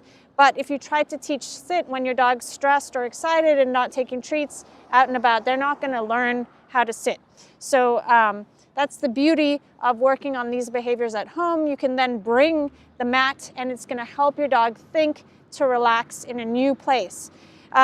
Conversely, most people, when they get somewhere new, they're excited about checking out the environment, so they'll set off walking, and what can happen is that the dog will pull straight ahead, or there's just too much stimulation going on for the dog, where if you just relax for a little bit and let the dog just sit and look around at the environment, it can be very helpful to decreasing how excited or worried they are about where they are. When your dog first settles in a new environment, it's natural for the dog to be looking at you for the reinforcement if you've just given them a treat like this. So the dog is going to be staring up at you to begin with. Once your dog becomes a pro, you don't have to reinforce this, and you can wait till your dog is casually relaxing and enjoying the environment. But at first, to give your dog a head start, if they think to go to their mat and they lay down, you can reinforce that and make it easier for the dog by giving them a couple of treats for simply going and laying on their mat. Then, as you progress and your dog is feeling comfortable, you can reinforce your dog for noticing things in the environment and not just thinking about the food. So if you constantly feed your dog for just staring at the treats, if you don't have any treats, the dog might not think to lay down when you're out and about. So what you're going to do is wait for those moments that the dog is looking around at something in the environment, and that's when you can use a calm marker or simply just put a treat calmly between your dog's feet, like that. Basically, I'm waiting for her to be distracted by the environment and look around, and then that's the moment that I'm going to mark and reinforce. And it's a little chilly here today in San Diego, so she's shivering a little bit. And previously, when we've done this exercise in the sun, she's much more comfortable. So with her, I wouldn't necessarily be out and about sitting when it's kind of cold. I would choose a time where it's sunny and warm for her to relax on her mat.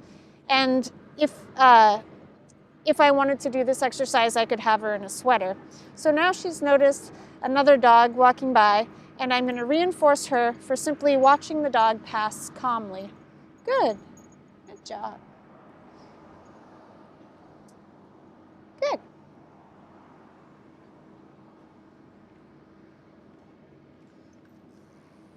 Good. Oh, thank you. Good.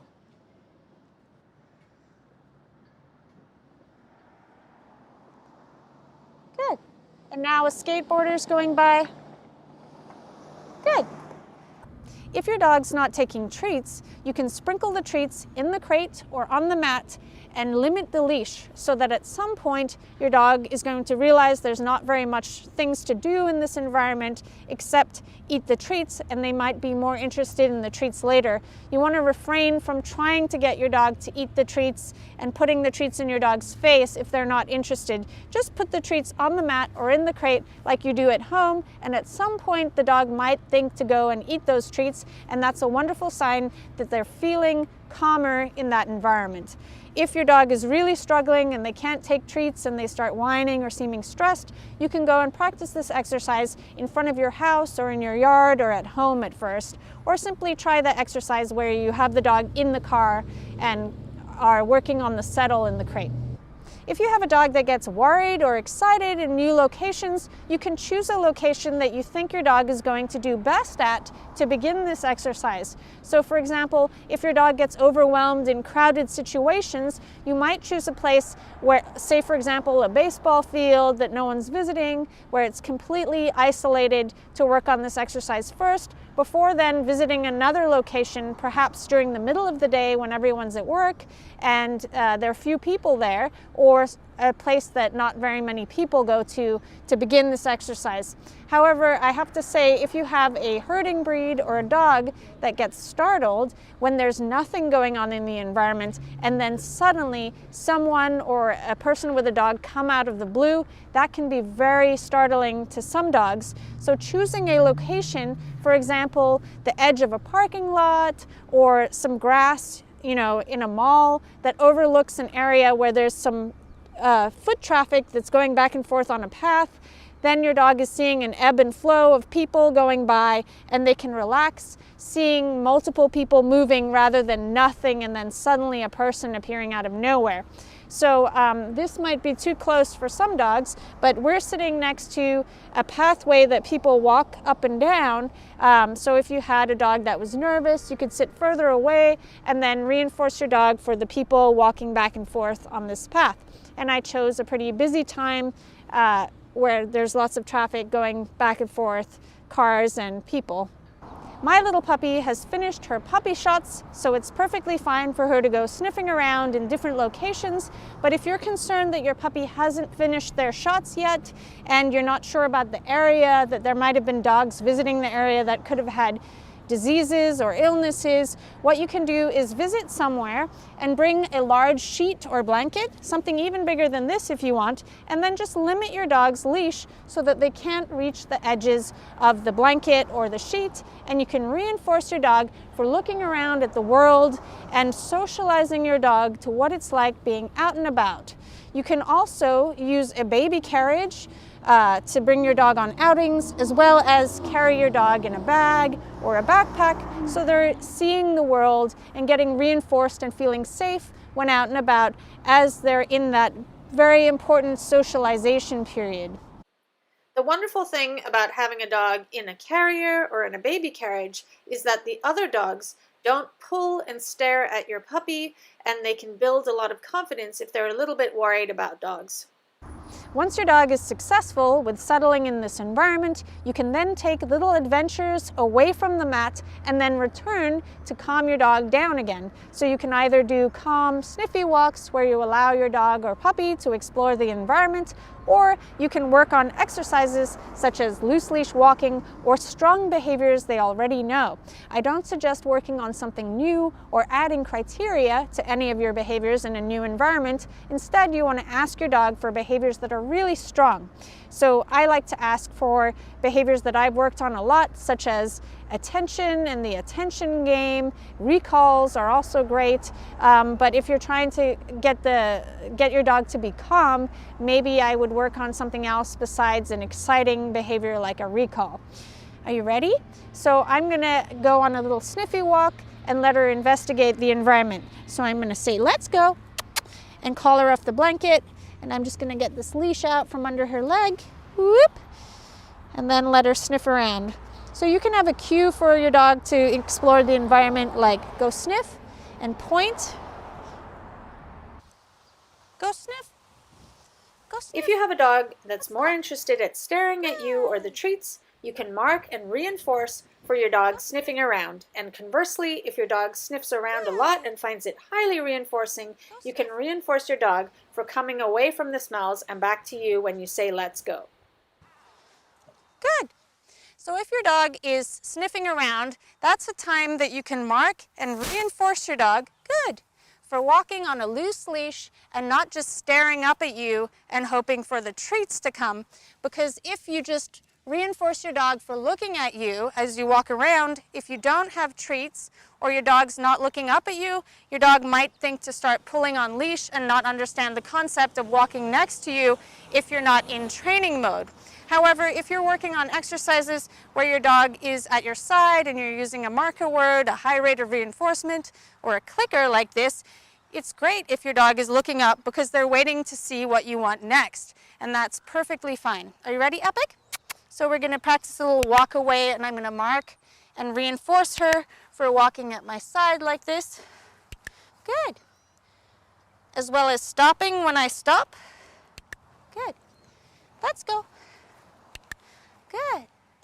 And she's going to be looking up at me or looking towards the mat that she's then going to relax on. Good job. Let's go. And the difference is that you see she's got her head faced forwards in a natural position, and I can reinforce that on a normal walk. So when we walk around and she's just enjoying the environment, I can reinforce her and I can feed her in the direction that her head is facing, like that. If you're out and about and you have treats and your dog is hyperfixated on your treats, you can give your dog a treat like this and then show your dog you have nothing and say, all done, and then go sniff. Epic, go sniff. And then wait until your dog is invested in sniffing in the grass like that. Good. And then you can mark and reinforce. So your dog is understanding, good, that by not paying attention to you is how they're going to get the treat in this type of situation, so that then you can walk around and have your dog explore the environment without them hyperfixating on you and the treats, and when the treats are not there, that they completely ignore you completely. So that's what I like to do. In the same way that you would reinforce your dog when settling for looking around at the environment, you can do the same when the dog's standing still like this or when you're walking. So as I'm talking to you, I have a treat in one of my hands ready to give my dog. Good. And then the moment that she checks out and she starts looking around at the environment, or as we're walking and she's sniffing, good. I can mark and reinforce so I don't get that constant staring at me, which if you have a young puppy, they're not going to be looking around at the environment and learning what the environment looks like because they're just staring at you. So I find it extremely important for building confidence that the puppy is also getting time to look around, explore, and sniff. If you're planning on training your puppy or adult dog when out and about, I first suggest warming up with the attention game or really easy behaviors that are your dog's strongest behaviors. Because if your dog isn't able to do just these simple things, then it's not a good idea to work on harder behaviors or add criteria or teach something new in a distracting environment. So as you can see, she's looking straight up at me and looking for the treat. Another test that you can do is mark with a clicker, and if your dog doesn't look for the treat or look when you say good or yes, look for their reinforcement, that tells you that in this environment at this point in time, the reinforcement isn't very strong or isn't reinforcing at all to the dog because the environment is too stressful or arousing. So I have a video on how to train the attention game, and I'm going to link that in the description below, but here's just a quick example. I'm going to put a treat down like this, and then I'm going to make a kissy noise, and mark and reinforce when my dog comes towards me. Putting the treat down in the grass gives you some time to get further away from your dog. Good job. If your dog is highly distracted by things in the environment, such as things in the grass, maybe rabbit poop, trash, or dogs or people walking around, and your dog is hyper-fixated on those things, sometimes playing the leash pressure game away from a distraction can focus your dog in on one specific distraction to concentrate about, and it can be much easier for the dog to start to pay attention to you, worrying about that specific distraction rather than no distraction they know about and they're fixating on things in the environment. So I'll link a video in the description below on how to work on the leash pressure game, but I suggest trying it out and about if you have a dog that gets distracted by things in the environment. So basically, I'm going to put a treat down out of reach from her over here, and then I'm going to mark the moment that she turns back towards me. And we've played this game before. So first, you're marking the moment that your dog turns towards you when they feel the pressure on the leash,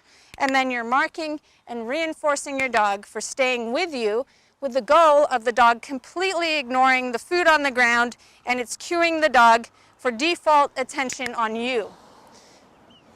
After playing this game a little bit to warm up, you could then work on the behaviors that you wish to work on with your dog. Here's some footage of me working on a leave it game when out and about with my puppy Halo. I've set up little blocks of cheese on this windowsill, and at first I'm giving him a verbal cue to leave the cheese, and then next I'm marking and reinforcing him for doing a default leave it past the cheese. Let's go. Here's some footage of me working with Epic. Instead of going on a sniffy walk away from settling in the crate, we're practicing walking at my side and turning when I go in another direction.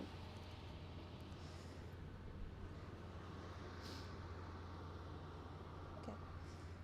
Let's go.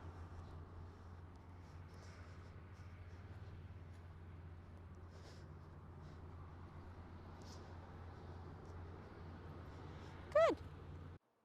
Teach dogs to wait their turn for training sessions.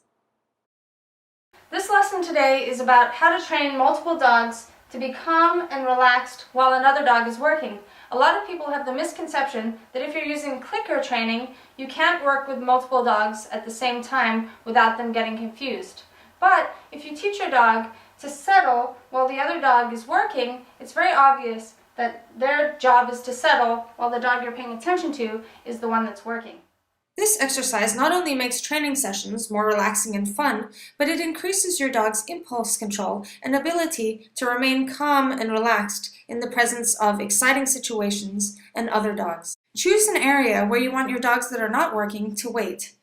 I like to choose areas that are higher up, but you can use a mat or a dog bed. If you have a dog that's uncomfortable with being near another dog, you can start with their mats as far apart as possible. For dogs that guard food or space, it's best to play it safe and have the dog settle tethered securely to something on a harness or in a crate that you can lock the door. Getting started. I like to use luring, which then turns into pointing. So lure the dog up onto an object and click and reinforce the dog for staying there while you are the distraction.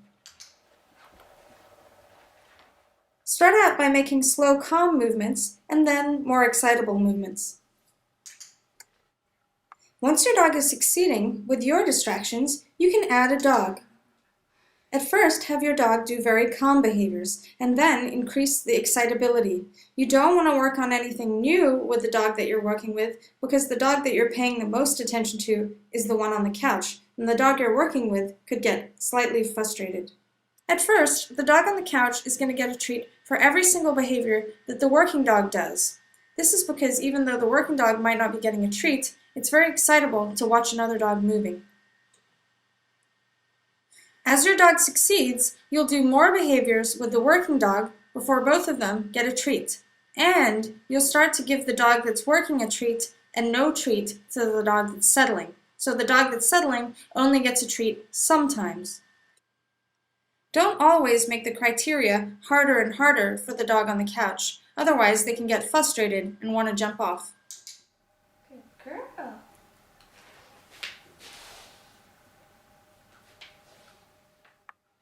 If your dog does jump off the couch to join in, lure the dog back and get them to lay down, but don't give them a treat. Otherwise, your dog is going to learn to interrupt your training sessions so that they can get a treat for laying down again.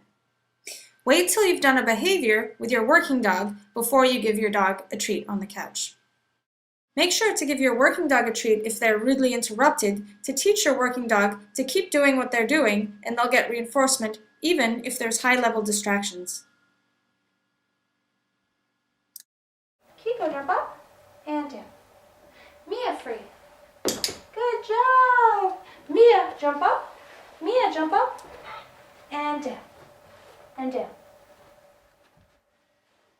Tug free. Practice releasing your dog and sending them back to their place. If your dog is new to this behavior, they should get a treat for not only doing the exercises themselves, but also watching a dog jump up onto the couch or jump off, because these are very excitable behaviors and can elicit the other dog wanting to join in. Teaching and proofing sit pretty. In this video, I'm going to teach you how to train the trick of sit pretty, which is not only good for building your dog's balance, body awareness, but it also builds your dog's core muscles, which is good for preventing your dog from injury to the spine during sports like canine freestyle, agility, or frisbee. So if you have a healthy dog, this is a perfect trick to train your dog so that it will protect your dog's body from injury during sports. But if you have a dog that has a pre-existing injury to their body, it's best to check with a physical therapist if this trick is going to be good for your dog or detrimental to your dog. Step 1. Lure the dog into the position.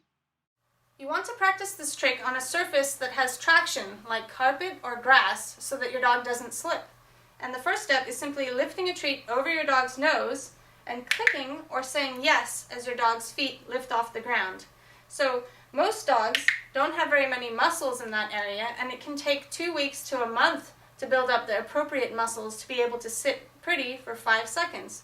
If your dog is a little bit uncoordinated, like Splash was when learning this trick, and tends to fall when you lure your dog, then you can support your dog while you're doing the exercise so that your dog is safe from falling and scaring themselves. If your dog is scared of being touched or restrained, then you need to work on that first, or not support your dog at all.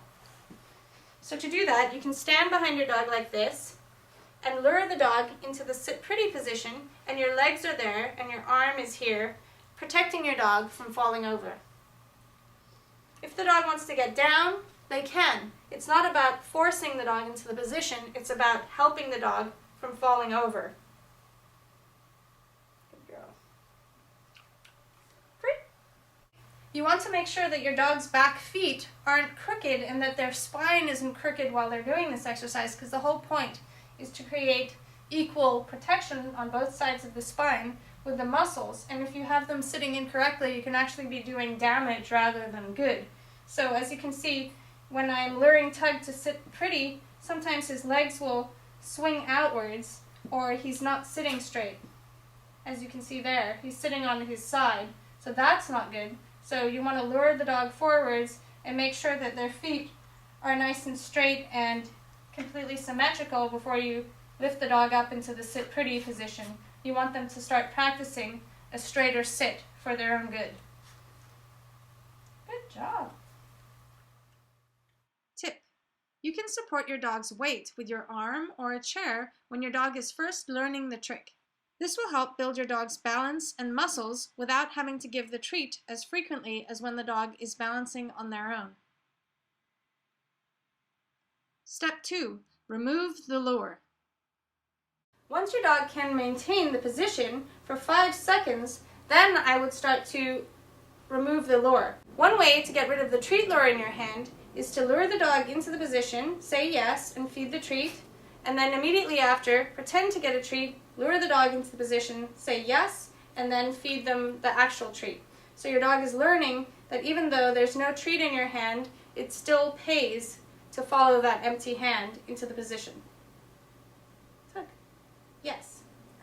Now if your dog starts getting suspicious and they're like, hey, there's no treat in there, then simply go back and use the treat again to lure the dog into the position, yes, and then do it again, yes, and then have no treat.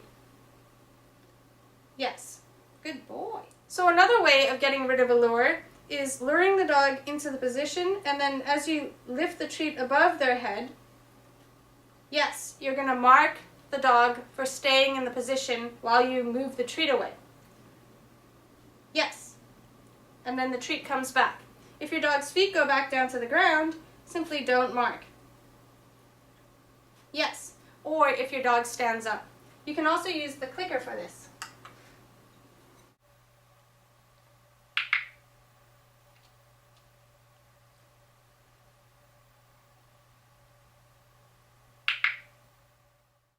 Step 3. Add a cue. So to add a cue, you can turn your luring gesture into the hand signal for sit pretty. To do that, you lure your dog into the position, click and treat, and then you can fade that luring gesture into more of a hand signal. Tug, ready? Awesome. Tug, sit. Good boy.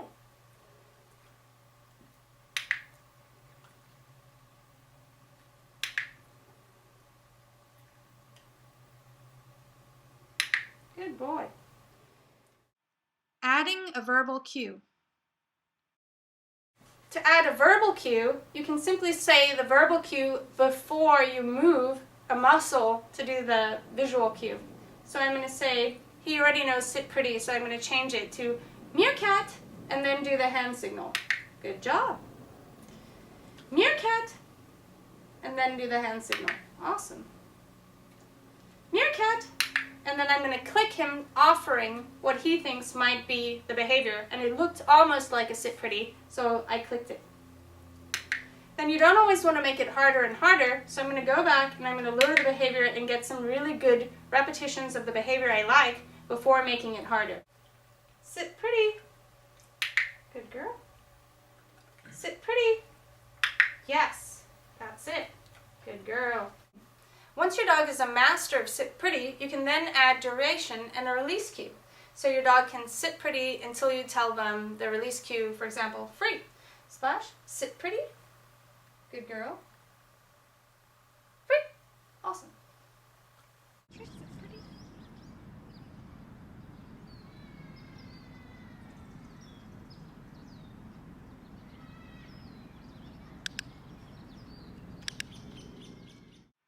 Step 4. Proofing. If you want your dog's sit pretty behavior to be a reliable behavior, you need to do some proofing. Here are some examples of me proofing the behavior with the distraction of food. These are some tricks that can be trained after teaching sit pretty.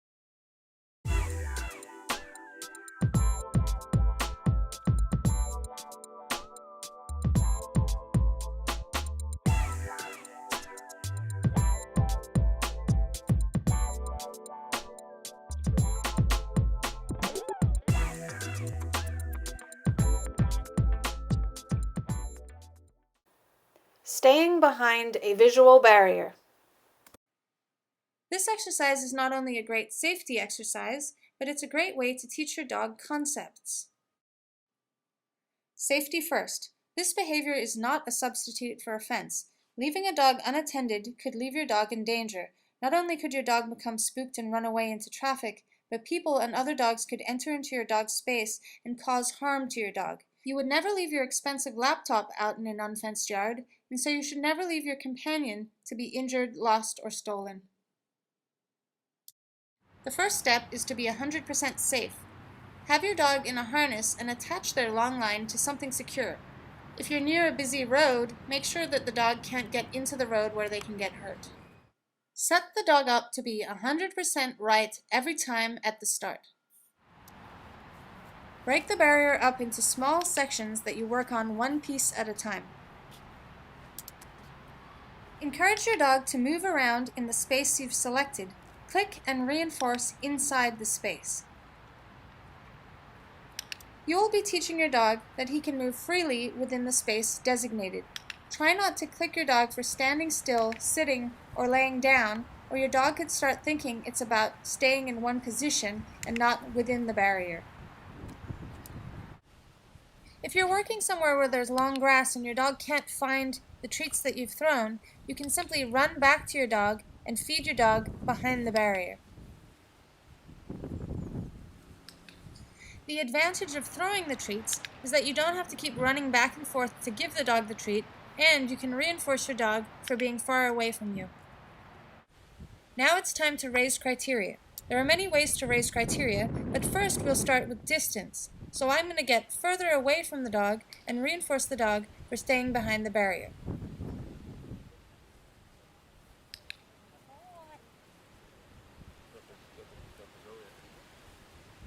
If you raise criteria too quickly and your dog comes over the barrier, there are many things you can do. You can either wait and see if your dog offers to go back behind the barrier, you can point, you can give your dog a cue, you can tell him to back up, or you could lure your dog back behind the barrier. The first 5 times that your dog comes over the barrier, you can reinforce them for thinking to go back behind the barrier again.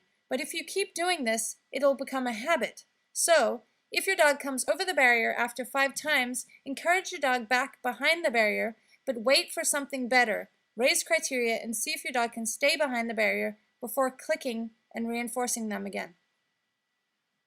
Here are some exercises to do to proof the behavior. Walk back and forth in front of the dog, near and far. Walk through the area and then out, stopping at first. Run through the area and out and do some random movement. Practice from each side of the barrier as though it were a new behavior. Here you can see we're working on the concept that if something the dog wants leaves the area that the dog's supposed to stay in, the dog should stay behind and not follow the thing that they want to get. To do this, you click and feed your dog as you leave the barrier before the dog has a chance to leave the barrier himself, and then you wait the dog out and see if the dog will stay as you move forwards.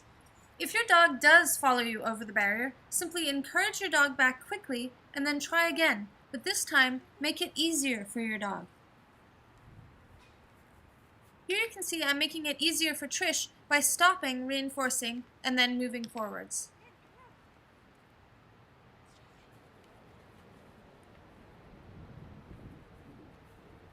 The next time, I'm going to wait to see if she thinks to stop before clicking and coming back to reinforce her.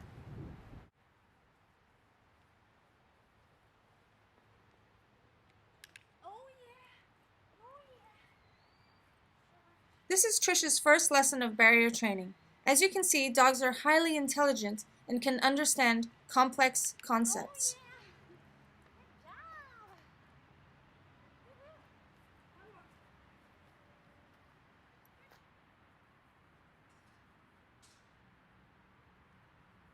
This is just the beginning of the training process. You want your dog to stay behind the barrier with high-level distractions as well as low-level distractions.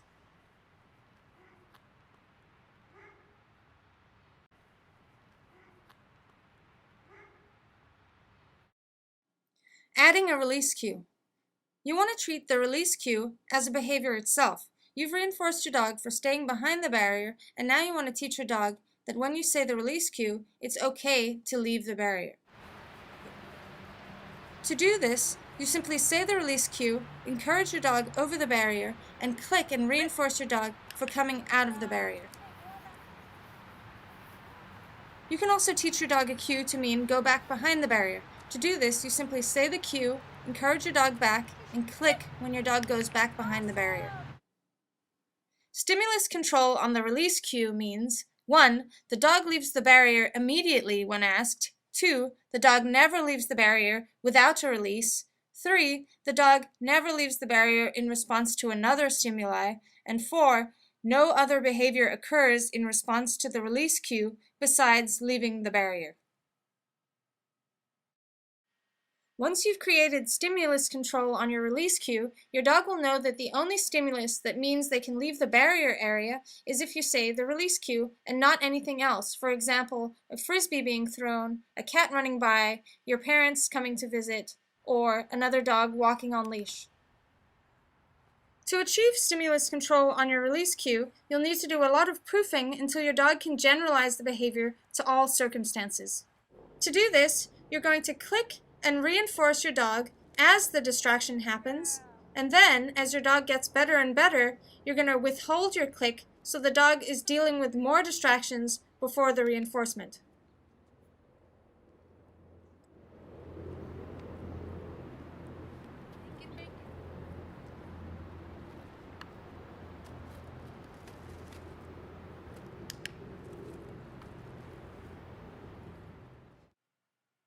Here's a proofing list. Toss food of low to extremely high value, toy distractions, still to fast moving, people and dog distractions, low interest to high interest, prey distractions, toys on a string to live critters. Use a long line and a harness if you are unsure of your dog's safety.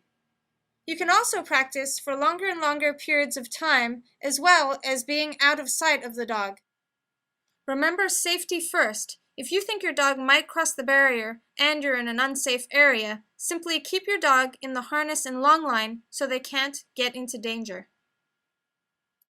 Thank you so much for watching. If you'd like to support my work, don't forget to like, comment, and subscribe to my channel. You can also become a supporting member of channel Kiko Pup by clicking the join button. See you later, guys.